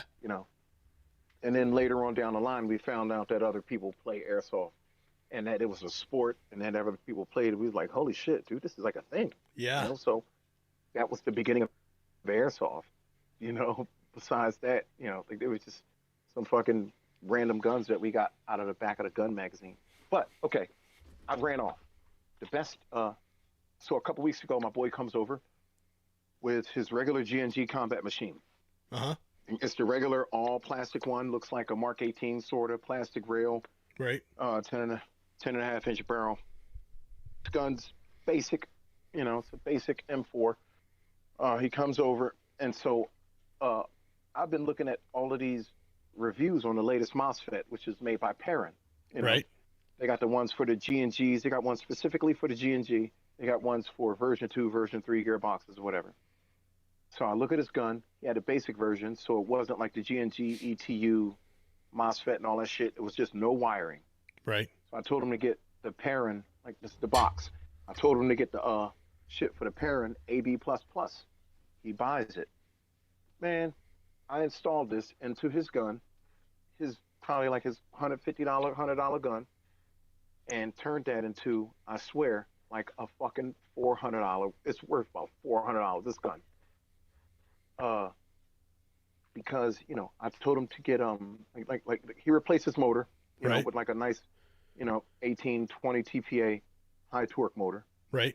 or the G&G 25K, the Ifrit motor. That's a real good one. So he changed that, and with this MOSFET that you installed, like you still get to adjust and make settings on it. Right. So any gun that you have a good motor 4, and you hook up this MOSFET, you can select active brake, so it stops the overspin, and pre-cock. Dog, that shit made this fucking gun shoots like a $500 gun now. Yeah. Dude, Just from the MOSFETs fucking MOSFET. MOSFETs are insane. Like I haven't messed with them yet, but just seeing what they're capable of and looking at what like some of the shit that they've got out there, it's crazy to me because like, you know, I've always just been, you know, you get a good motor, you upgrade your stuff, you put a decent battery in your gun, right, and you move along. And if you want take fast, the fuse out, run Dean. yeah, you right. want fast fucking trigger response, you get yourself a lipo, and then you're good to go. And that's so like that's Right. still my mindset to this day. You know, I'll just slap a lipo into it and it'll respond fine. You know, and you're shooting, and you're getting that trigger pull in the middle that's slowing your shit up and fucking it up. Like, so it's weird to me to think that a MOSFET fixes it, but it does. I don't know, man. I just haven't bit the bullet and done it yet. So doing all the teching, well, they're doing a lot of tech work. I've went through a bunch of different MOSFETs, you know. The ones that I like the most are the ones that you don't have to deal with the whole trigger component system. Right. This is just basically like, you know, like, so this right here just connects to, like, you can still connect it to your trigger contacts inside of your gearbox. Right. But you don't have to like switch out the whole trigger unit and you know, like drop in the whole trigger system and all this. Right. It's just a bunch of soldering. This is like a regular $45, $50 MOSFET. Now I've been through ones like now, so all of my other guns I put gate Right. shit in it. I never liked the Titan because I don't really want to deal with lights or take features out of my gun that I don't want to actually take out, especially like putting it in Crytax. Right. You know, like I don't want to take out a feature or have to fuck with my gearbox just to put this fucking thing in. Right. So I just used to go with the regular gate AAB MOSFETs, which are like super chunky. You know, they're fucking cumbersome as hell. I mean, if you put them in your gun, you might as well run a crane stock because you need those two side ports of the crane stock because you can't put nothing down the middle. Right. And that's basically an active braking MOSFET. And after a while, it just don't work no more. Right. I don't know why, it just doesn't work. And so I went through the gate Aster. I put that in a gun. I didn't like it, and now that's just sitting in a box brand new. If anybody want a fucking Aster, hit me up. This shit right here, the AB++, which is made for a regular version 2 gearbox. Uh-huh. That one is pretty good. They have one that's made for G&Gs, which is the ETU++, which all you do is just take 2 wires and plug 2 wires in. It's just that easy. You know, especially on the G&G. The 2 wires that come out of the fucking stock right here. All you got to do is just take this shrink wrap off, take the red one off, hook the red wire up, take the black one off, hook the black wire up, done. Dog. And you can still select, you can select your firing rate if you want to go burst, active braking, pre-cock. And pre-cock is the biggest thing that we've always wanted, like in all of our years of playing airsoft. Right. It's just that trigger response. As soon as you touch that trigger, you want that motherfucker to go. Right. That's what the pre-cock does, and it works with those MOSFETs for $40. That's not bad. So that's not bad. So I mean, you know, so other than that, you would have to go pay for a Titan and have somebody fuck your gearbox up and do some shit that might not even work.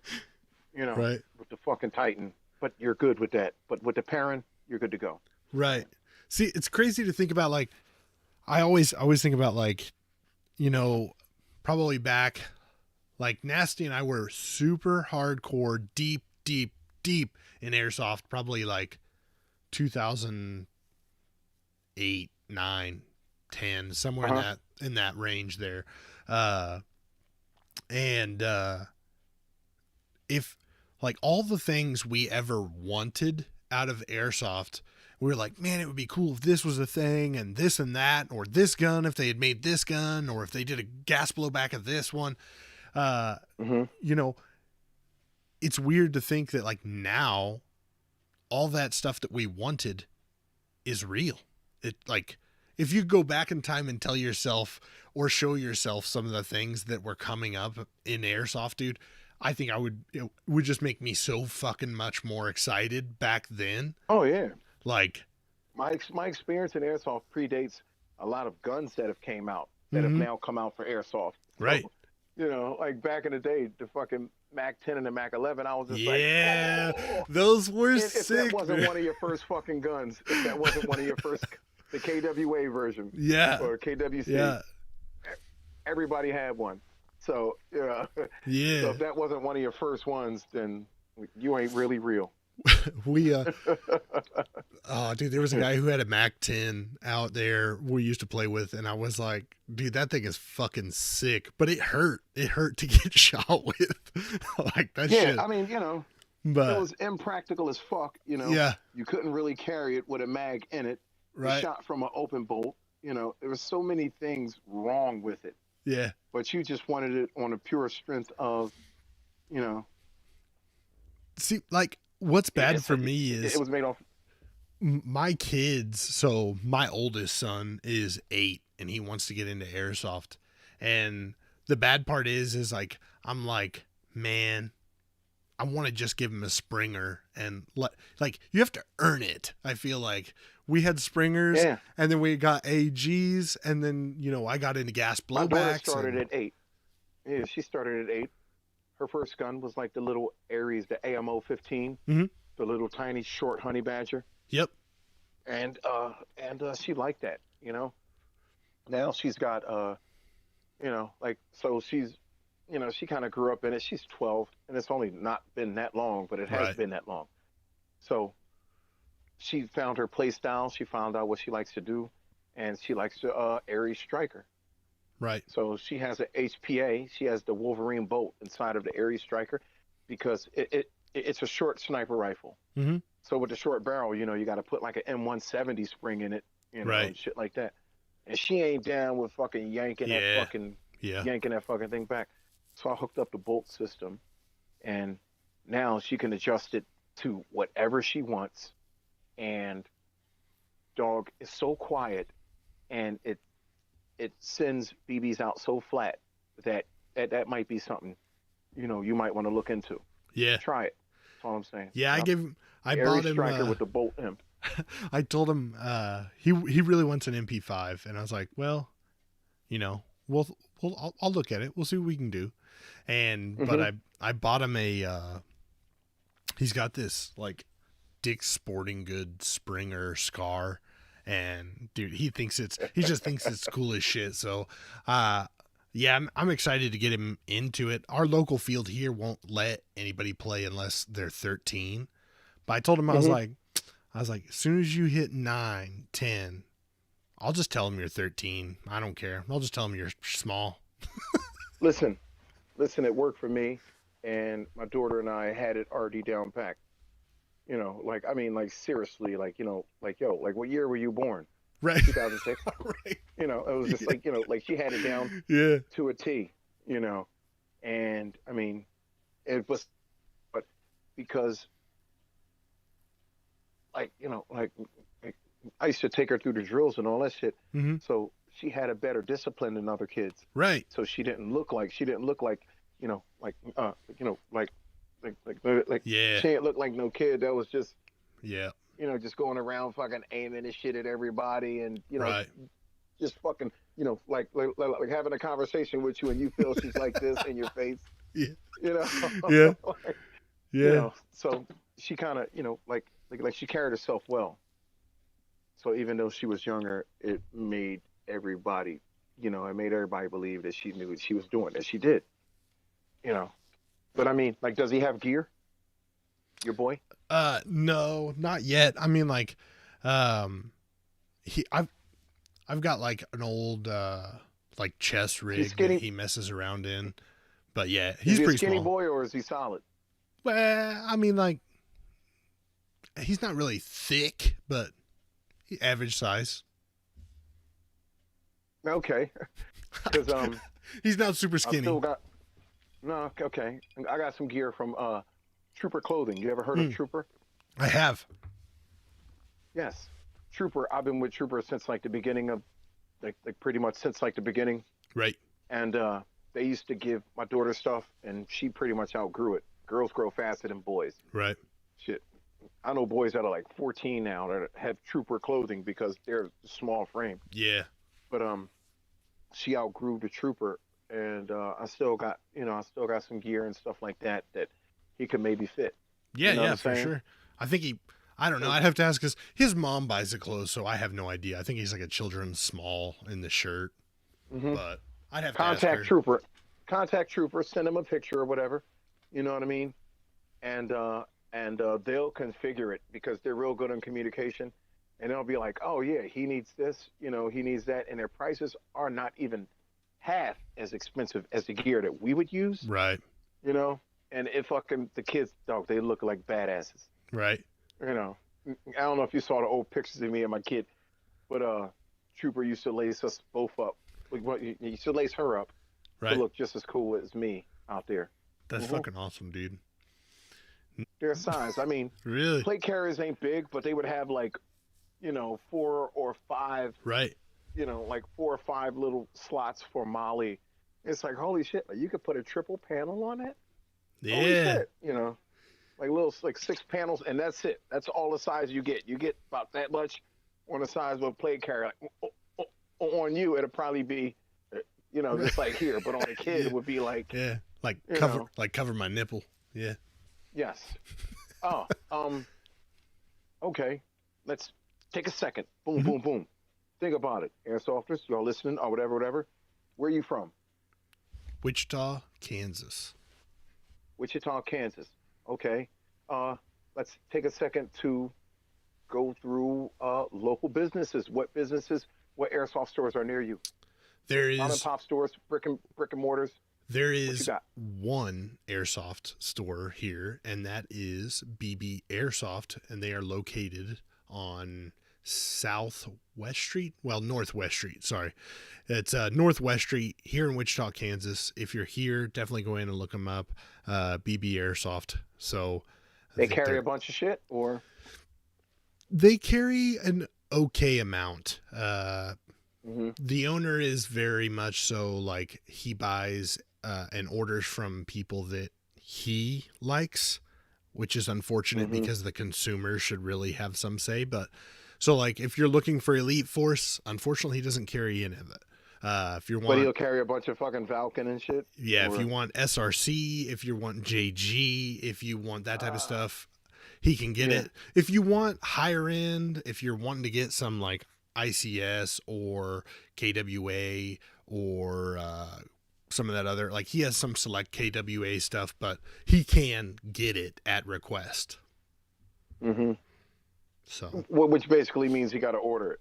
yeah. So Oh, and then yeah. local fields here, we have 2 paintball fields that run airsoft games. We have 2 games a month, and one of the games is held at Graffiti Paintball, which is down in a place called Mulvane, just south of Wichita, Kansas, Belle Mhm. Plaine, Mulvane area. And then we have the Edge Paintball, which is out on West 96 and Ridge, if I remember correctly, or 96 and Tyler, Mhm. one of the two. So Right. you do share the field with paintballers. So if they're on one field, you're on the other, and your gear Mhm. gets covered in paint, but at least you're getting to play airsoft. Yeah, I fucking hate that. I fucking hate it. I hate it. Cole, I just got your message. Bruh, hit up Hostile for that hoodie. Dog, keep that shit. Oh, by the way, Can't answer speaking you right now because I'm on a podcast. speaking of Huh? hoodie, I wore my poncho hoodie, I guess you I'm could looking at the call it. Baja you got on right now. Yeah. I was like, Castle will appreciate this. I've been wearing this thing Dog, fucking yo. for a while now, but it's comfortable. Dog, Warm. yo, drug rugs mixed with like M81 or like multicam or whatever. Dude, that is such a fucking sick look that more people need to fucking know. embrace. I was looking at your pictures and was like, damn, dude, I never thought about wearing that playing airsoft. That looks fucking good. So I think Yes. it's gonna be a Nobody. staple Right. now. Yes. Like nobody. Like yeah. Like nobody. Um. One of my boys, a fellow airsofter out there across What's up, seas, Brandon? and uh, his name is Sergeant Enran. He's like an airsofter, pretty popular guy, I guess. Mhm. Across the pond or whatever. But he liked it, and a whole bunch of his boys in the UK, or whatever. But they all got drug rugs, and they all mixed them with their kit. And when your kit looks good, mixed with that, dog, it just looks so clean. You know what I mean? And they all do, and I'm just like, yo, everybody fucking just get drug rugs. Just fucking get them. Just switch your shit up a little bit. Yeah, Like dude, it's don't okay to try constantly, something different. You know? Yeah, I mean, like you can look like the CAG boys, you know what I mean? You can look like, just all straight up multicam, Mm-hmm. super immersive and stuff like that. Or you can just have fun, Right. you know. Wear a black hoodie and fucking throw on some shit. So I got gear out the world. I got gear out the ass. And I keep buying gear and I can't stop it. But I got combinations for you too. You know what I'm saying? Yeah, yeah, yeah. I See, get inspiration from other airsofters. just You know, man, that was my biggest problem. Like when I got out of airsoft, was I had become such a gear whore. Like I didn't care as much about the gun anymore, as much as hmm I was just like, oh, dude, this piece is really cool. Like, and started trying to mimic and then kind of configure my shit to look certain ways. Like, but everybody, I guess, has their own uh, weird path that they end up nah, going nah, down. nah. Cause I'm about to yell at you. I'm about to yell at you for that shit. Cause one thing that I always kind of stress to everybody is fundamentals over fashion. Yeah. Now you can fall into that wormhole and you can get fucking sucked up into thinking that, you know, this is the newest shit. This is going to help me. This is going to Right. help me. This is going to help me. When you don't even fucking, like when you buy so much shit, you don't even fucking use it. Right. It looks good. It may look good. It may look like it's going to help and shit like that. But until you actually make it apply, like until you actually apply it to your gear and see if it works, then you don't know what the fuck you're doing. Right. You know, I thought, like I thought that the 10 speed, like those 10 speed pouches, you know what I'm talking about? The fucking, you know, like uh these fucking things, like the fucking blue force gear Oh, yeah, pouches. yeah, yeah. Mm-hmm. They're super thin, like especially when you're unloaded, Right. like you can go prone, like you can go prone like when you're unloaded and you can get closer to the ground. Right. That's what I was thinking. And I also didn't think that when you're done with your one mag, you're going to have to re-index your other mag because I got used to not carrying dump pouch. Right. Well, try getting one of these mags and re-indexing your mag with one of these in brand new. Can't Right. fucking do it because you got to take your hand off of gun control. You know, like you know, like because like when you get a mag, especially with this brand new, like two, Mm-hmm. you're gonna have to take your hand off of your gun and hold it open, Yeah. like just so you can put the fucking mag in. You know what I mean? So if you're carrying one of these on your kit, the best thing you can do is fucking pack a fucking dump pouch Right. because it's fucking bullshit putting a fucking mag back in it. That's what I was saying earlier in a post that I had on Instagram. If people follow me, but I don't accept people. I'm just a weirdo. I But mean, if you're not following Cass, you should go request to I follow mean, if you ain't, him. it's fucking too late. Right. The Like, book is closed. I kind of stopped giving a fuck. It's all good. Like I appreciate it. You know what I mean? But I kind of just closed the book. right. I don't know. I'll open it up again. Uh, like I can look at my Instagram right now, and it's like, you know, Do you, follower requests you is you post a lot kind of of, cool content. Like, you really do. You know? yeah. I know. I just got, like, okay. So, get a little history. I've been with Instagram pretty much kind of since they started, Right. and me and a couple of my boys had made the hashtag milsim, because it was 2000, 2011, 2012. This was like something nobody ever heard of. So we started hashtagging Milsim because we found out you can do a hashtag, Right. right? So, so we were one of the first ones to make the hashtag, and I got into a I got into an argument with some kid, and everybody reported. All of his friends reported me because he was wearing like he was blacking his face out. Right. So I was just like, yo, that shit gay. You know what I mean, fuck out of here, yo, fuck out of, So I Mhm. start coming at him on that shit, and then his mom jumped in to defend her son, like, don't bully my son and blah blah blah. Anyway, it reported my page because I reposted a picture of him, and then they stopped me from using my own fucking hashtag. Yeah. So I was like, all right, yeah, that's whatever. So for years I couldn't hashtag Milsim. I mean, it wasn't really bad, but I didn't really care. But but I've been doing it for a minute, and I always see, like pretty much seen it all on Instagram. I've seen that shit. I've seen Mhm. people go through phases. I've seen people fucking. I've seen tryhards try their best, to do the whole follower thing, Right. and try to provide this or make interesting content or Right. force their fucking shit on you so Right. that you can fucking that shit was kind of just getting lame to me. Right. So so I mean, like I had a bunch of followers and then I just went private and I started cutting people. And I started making them unfollow me because now you have that option.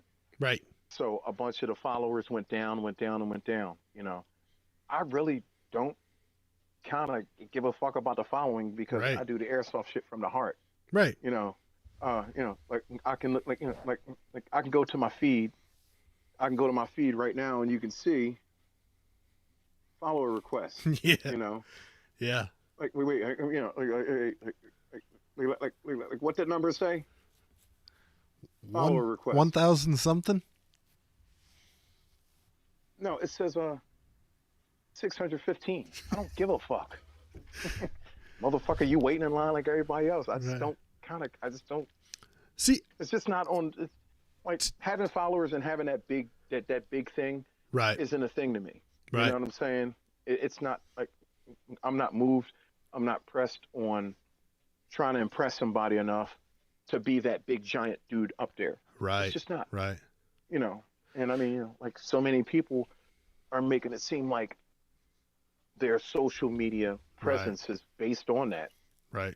And it's just like, no, I like doing what I can do. You know what I mean? If I feel like teaching you something, I want to teach you something. Right. If I want to let you know something, I'll let you know. Exactly. You know what I mean? But just See, so just chill with me. our task force, like our task force page, I post to it daily. More so because, like I said, it's kind of more like a business thing, like the more people who know about the Instagram know about the podcast, Right, but see, that's which is different. cool. Right. That's different because you have a business. Right. I'm not trying to promote a business. Right. You know what I mean? I'm just basically But if being myself. if you go to my actual snake, actual snake underscore actual or whatever the fuck it is, like I don't even know what it is, right?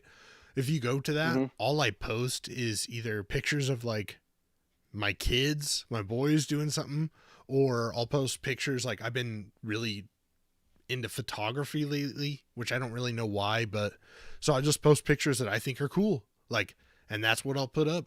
But I don't post anything to my actual page ever because I don't care. And I already just found you, motherfucker.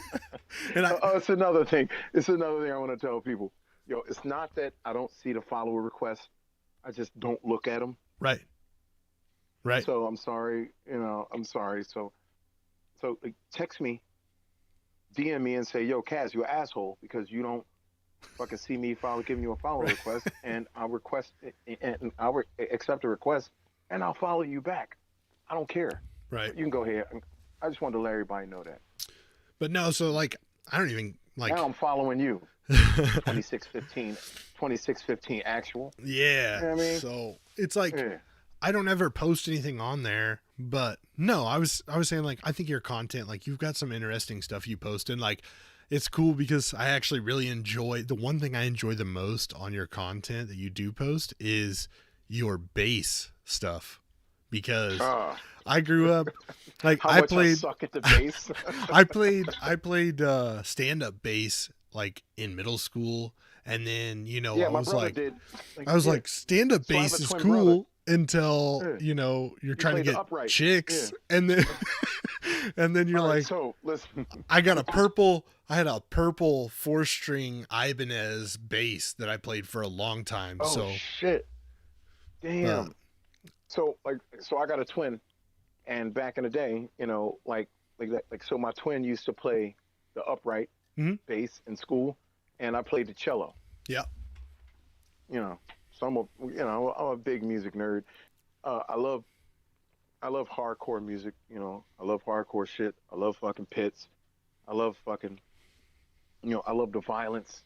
right. Uh, but I mean, it's not even so much the violence. It's just the freedom of just blowing off the steam and letting off shit at a fucking show and shit Yeah, that people don't understand that you can. It's a release going to a show. You right. know what I mean? And seeing a fucking band and the band is fucking playing heavy and then they go to the drop and then everybody's fucking breaking fucking down and all that shit.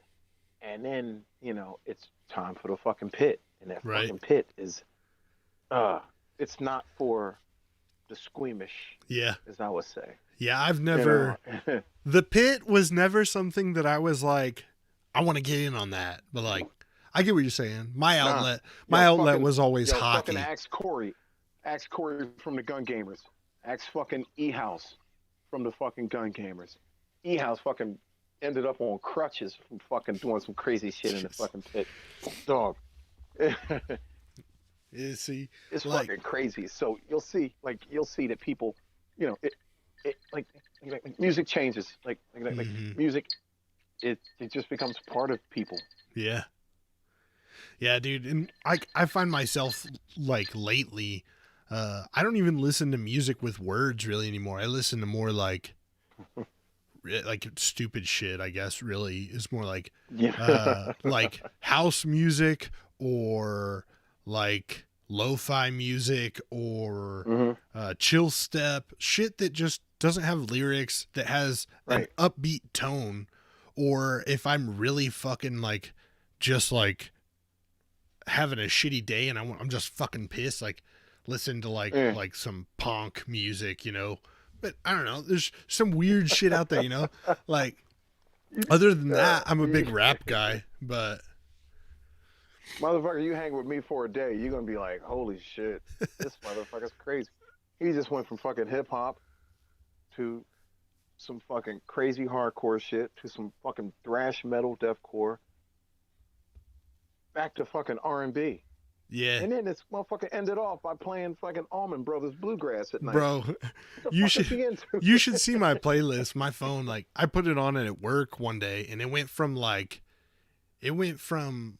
Lil Wayne to I actually had some like Bible reading on my phone. So it went from Lil Wayne to the Bible reading to Lock Lusa, which is like a super like bluegrass song by Mofros, and then it went to like Eminem, and then to some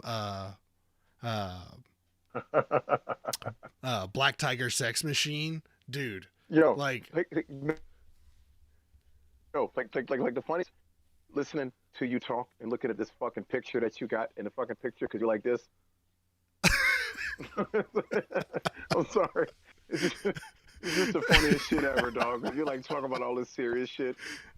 No, But you're looking dead at me in this fucking screen, and I'm like, yeah. okay, all right, bro.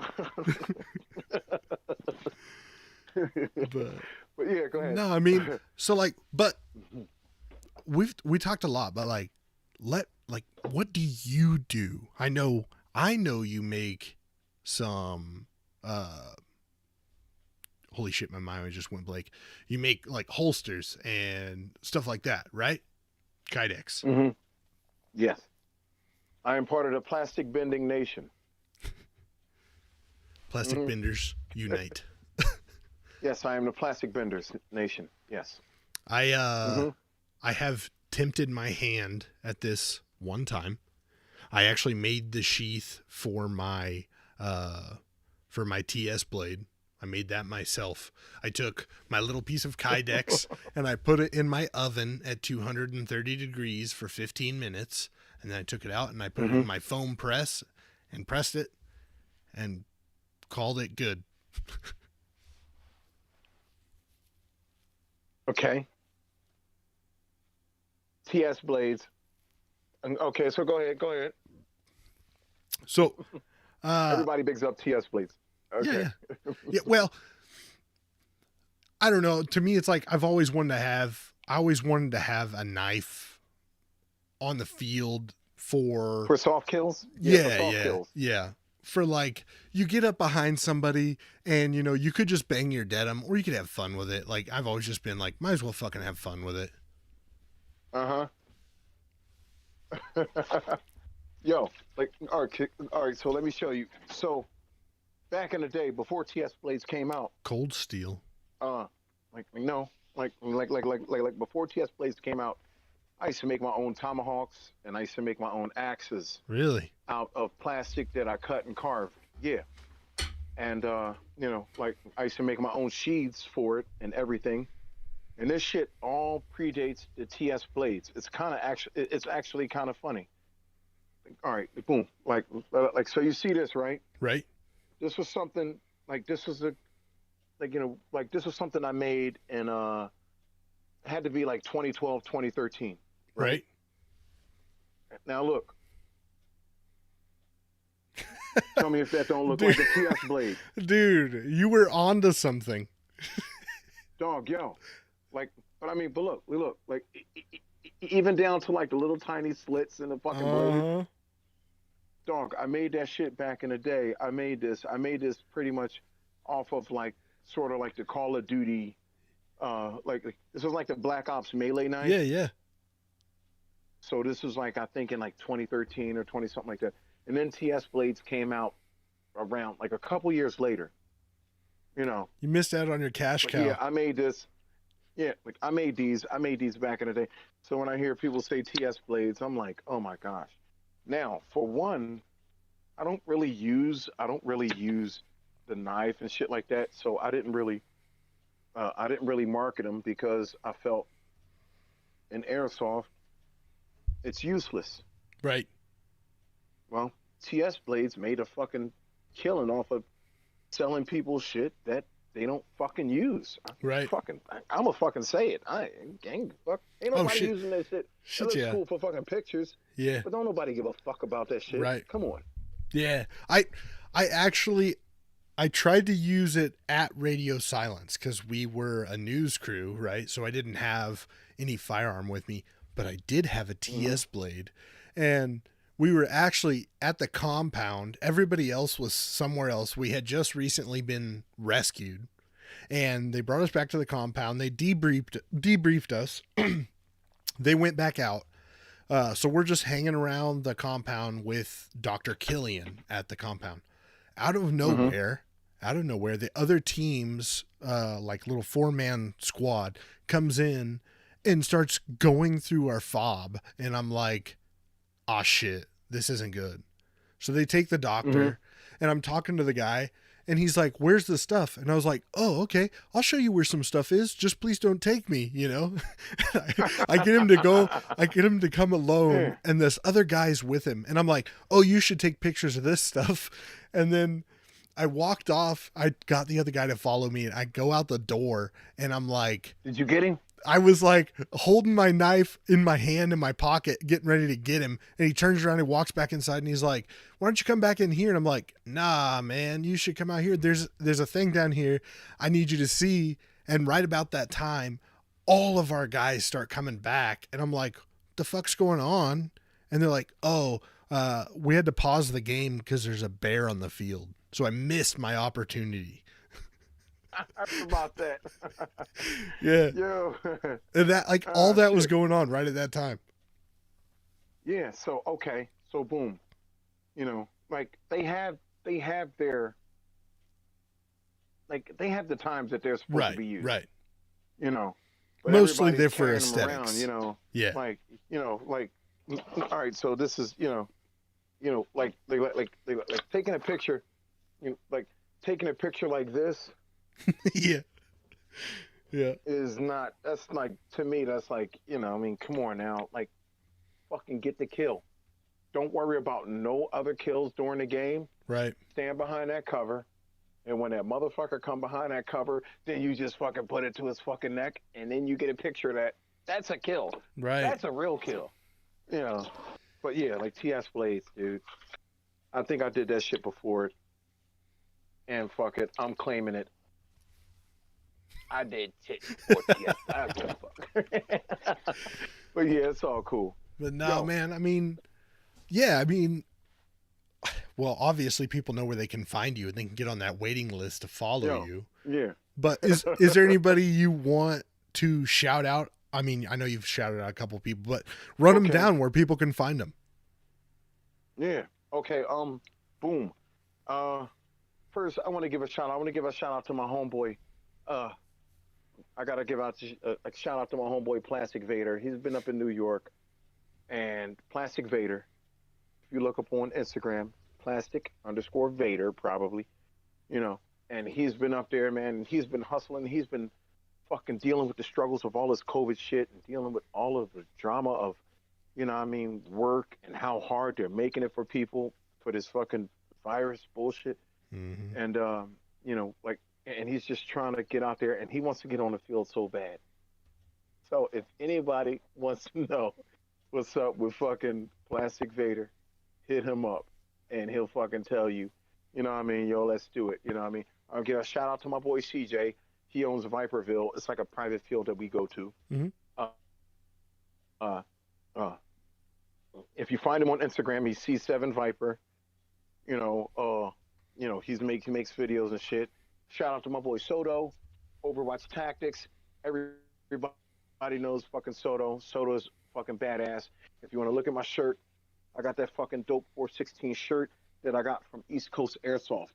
And going back on the tip of local stores, East Coast Airsoft is that store. It's like an hour and 15 minutes away from me in Maryland because I'm in Philly. Mm-hmm. But they have fucking everything. It's a small store packed with walls, packed wall to wall with shit that anybody can get. I mean, if you're looking for it, they fucking have it. You know what I mean? Fucking East Coast Airsoft is the fucking store that if you want it, you can find it. If they don't have it, all you have to do is fucking DM them on Instagram at East Coast Airsoft, and they'll let you know what's going on. Shout out to my boy Tactical Hostile. That was a hoodie I had on earlier. Always premium. Tactical Hostile. He makes like the fucking dopest patches. He made this hoodie. Like with the samurai on it and all that shit. Dude, that thing is sick.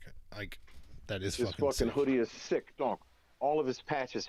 He made the fucking Predator patch. You know what I mean? Dog. The motherfucker got a samurai polar bear patch. Yeah. You never seen one even this fucking big. You know what I mean? Just even that big. You know what I mean? Yo, the motherfucker got the fucking Death Head Indian fucking Bloodbanger skull, dog. Yo, we do it. For real.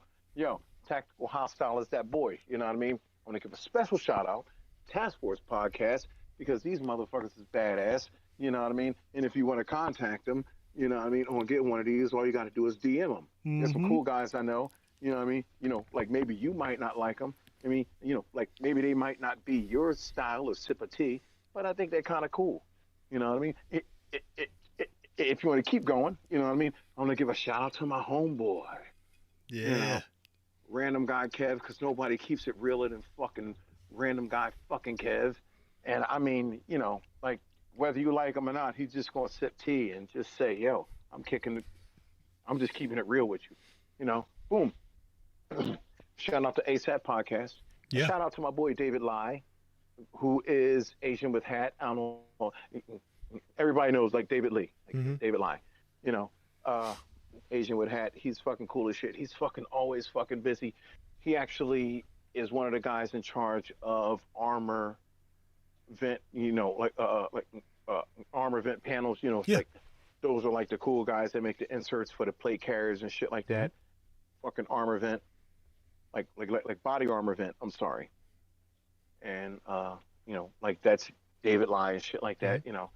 I want to give a shout out to my homeboy, Timmy Tambo, from fucking Project Manticore. He's making these all new patches. I don't know if people are interested in like Gundam or anime and stuff like that. But if you ever wanted a patch that is this fucking big, hit up Project Manticore and just look it up, dog. He's a fucking real phenomenal dude when it comes to airsoft. He's did a whole lot of things, of some which I, would not like to choose unless I kind of got his permission to do it, but I didn't. But if you check out Project Manticore, you'll see that he definitely knows what it takes to put everybody into the game. Boom. Shout out to my Gun Gamers boys, because they are fucking all that. What's up, Ian? You know what I mean? What up, fucking Corey? What up, fucking E-House? What's up, fucking all my homies? Shout out to Gun Gamers. And, like whatever you want to do from here.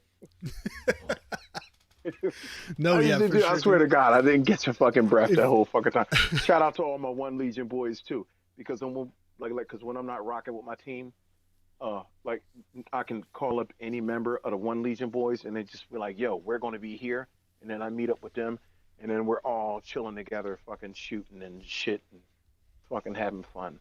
So hell yeah, those are the motherfuckers you want to fuck with. They got pyro and shit, dude, for sure. And it's important to me that airsofters help grow other airsofters. And if this is content you enjoy and you don't watch ASAP, make sure you go check them out. They stream live on Facebook on Fridays at I think 8 or 9 Central. I generally tune in and check that out. If you ever see Jacob Wendell in the chat, that is me, just so you guys know. But because I haven't figured out how to get to where I can get Task Force Podcast to show up in the ASAP thing. I don't get Facebook. It's fucking confusing to me, but it's fine. But no, so dude, Cass, thanks for being on the show. It was really awesome to have you on here and just kind of chit chat, shoot the shit with you. Sorry Nasty couldn't be here. I know he said to send his best and that he would love to talk to you. So I for sure want to have you back on, because I think it would be awesome to have Nasty Cass banter. We're going to talk. Yeah. We're going to talk soon. For sure. And of course, I got to roll it. Sponsor time. If you guys are looking for BBs, 6mm plastic will get you taken care of. 6mmplastic.com. They got great quality BBs at an amazing price. And you can get 3 bags of 2 5s for like $32 shipped to your door, all for one standard shipping price. They'll ship 3 bags, 1 shipping. And you can use code TASKFORCE2020 and you can get 10% off your order from them. So check them out, 6mmplastic.com. As well, you also need to have some place to put those patches that Cass is talking about. So your Ear Pro is a good place to put them. You can go check those guys out at dynamicfuzz.com, and they will provide some fuzz for your MSA Swordens, Comtac 2s, whatever you've got, Chinese knockoffs. They got it. So go check them out, and you can use code Damn, I wish we had more fucking time, because I talk about that shit too. TFPOD. Dude, I'm coming the fuck back. I want to talk about all that shit. Oh, dude, for sure. I want to talk about all that shit. For sure. All right, come on. TFPOD 10 for 15% off your order from dynamicfuzz.com. As well, check out TS Blades if you want to get a blade that you can use on the airsoft field, and use code TS-Task Force Podcast to get 15% off your order from them. And the newcomer, Anvil Tactical. Check them out. They have got the Zap patch, in which case, if you've got a link to your team page, you're trying to grow your following, or you just got a funny YouTube video you want to link it to, you can actually tie that to the patch and wear that around. And you can actually get a discount from them using code TASKFORCE21, all caps, 10% off your order from them. Okay. Yo, call sign Dad, my boy Vic. I know he's a big fan of that patch, so I want to give him a shout out on that. You know what I mean? I want to see how you feel about that. Yo, let me know. I think the shit. Zap Pack Before you roll. definitely gets Huh? mixed reviews, the Zap Patch. Yeah. I feel like you could use it I for mean, just so you many know, funny things that it's hard to resist. me and Vic talk about shit all the time, and he is literally, call sign dad, y'all. He is Mhm. literally one of the fucking coolest motherfuckers you ever want to talk to. He's fucking level headed. He has an opinion for shit that you may not think is good for you, but he might even curve your opinion to believe otherwise to make it work for you. Right. That's why he's also actually good. Okay, I got one more question for you before this shit is over. Yeah. All right, check this out. All right, if you were in a dream, you know what I mean? If you were in the dream and you were to fight, any airsofter just popped out like, yo, this is your opponent, who would it be? Any airsofter, I could go against Mhm. anybody. Yes. Yes. I think I could think of like CQB. I would love to play against one of the SYG Oh, I meant, guys. no. I meant fist fight. Oh, fist Like, yo, fight? if you wanted Oh, to fucking shit. kick somebody ass, who would you want to kick somebody ass? Just you gotta say it. You gotta say it. Who you want to fucking kick somebody ass? Who you want to kick? Who ass you want to kick? Out of just like pure wonderment of what would happen, Yes. I saved this Cole. one for last. Cole from ASAP, because I know he's I I know he used to do the fighting thing. Like, I used to do Brazilian Jiu-Jitsu and MMA and all that bullshit. And I'm Cole's like, a jiu-jitsu dude, kid as well. dude, I know. Like, I think it would be fun as shit. Like, I think it would be so much fun. Not because I don't have a problem with Cole. I fucking think Cole's awesome. I think a lot of the guys from Cole. ASAP are cool. But like, I mean, if you're gonna fight somebody, Hell it's yeah. got to be worth it, right? I don't want to just pick somebody who's not gonna be any fun. Yes. Like, it's got to be fun. If it's not fun, it's not worth it. Fuck. Yeah. All right, so my pick would be fucking Alphonse.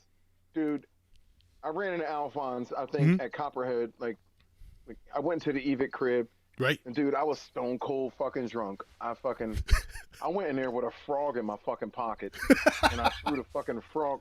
Dude, I found this desert frog, and I was just like fucking making everybody have fucking fun and be friends with this frog that I forced him to be friends with.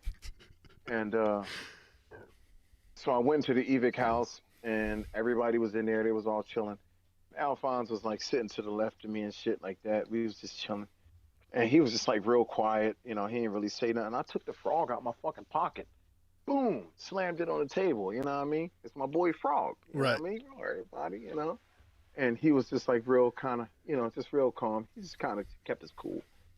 But I realized he wasn't as big as motherfucker said he was. Right. And I'm like, damn, you know. Right. Damn, this, you know, like, everybody make it seem like he was like the big Kali, Right. fucking big super ass dude. This motherfucker, he ain't that big. Right.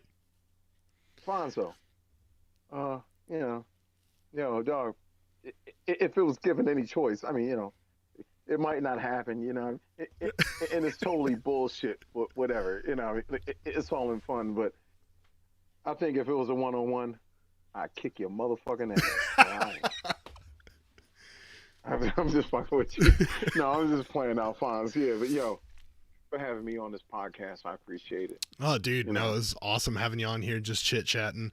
Like, you know, I think that I think more people really should reach out and talk to you because you got a cool outlook on things.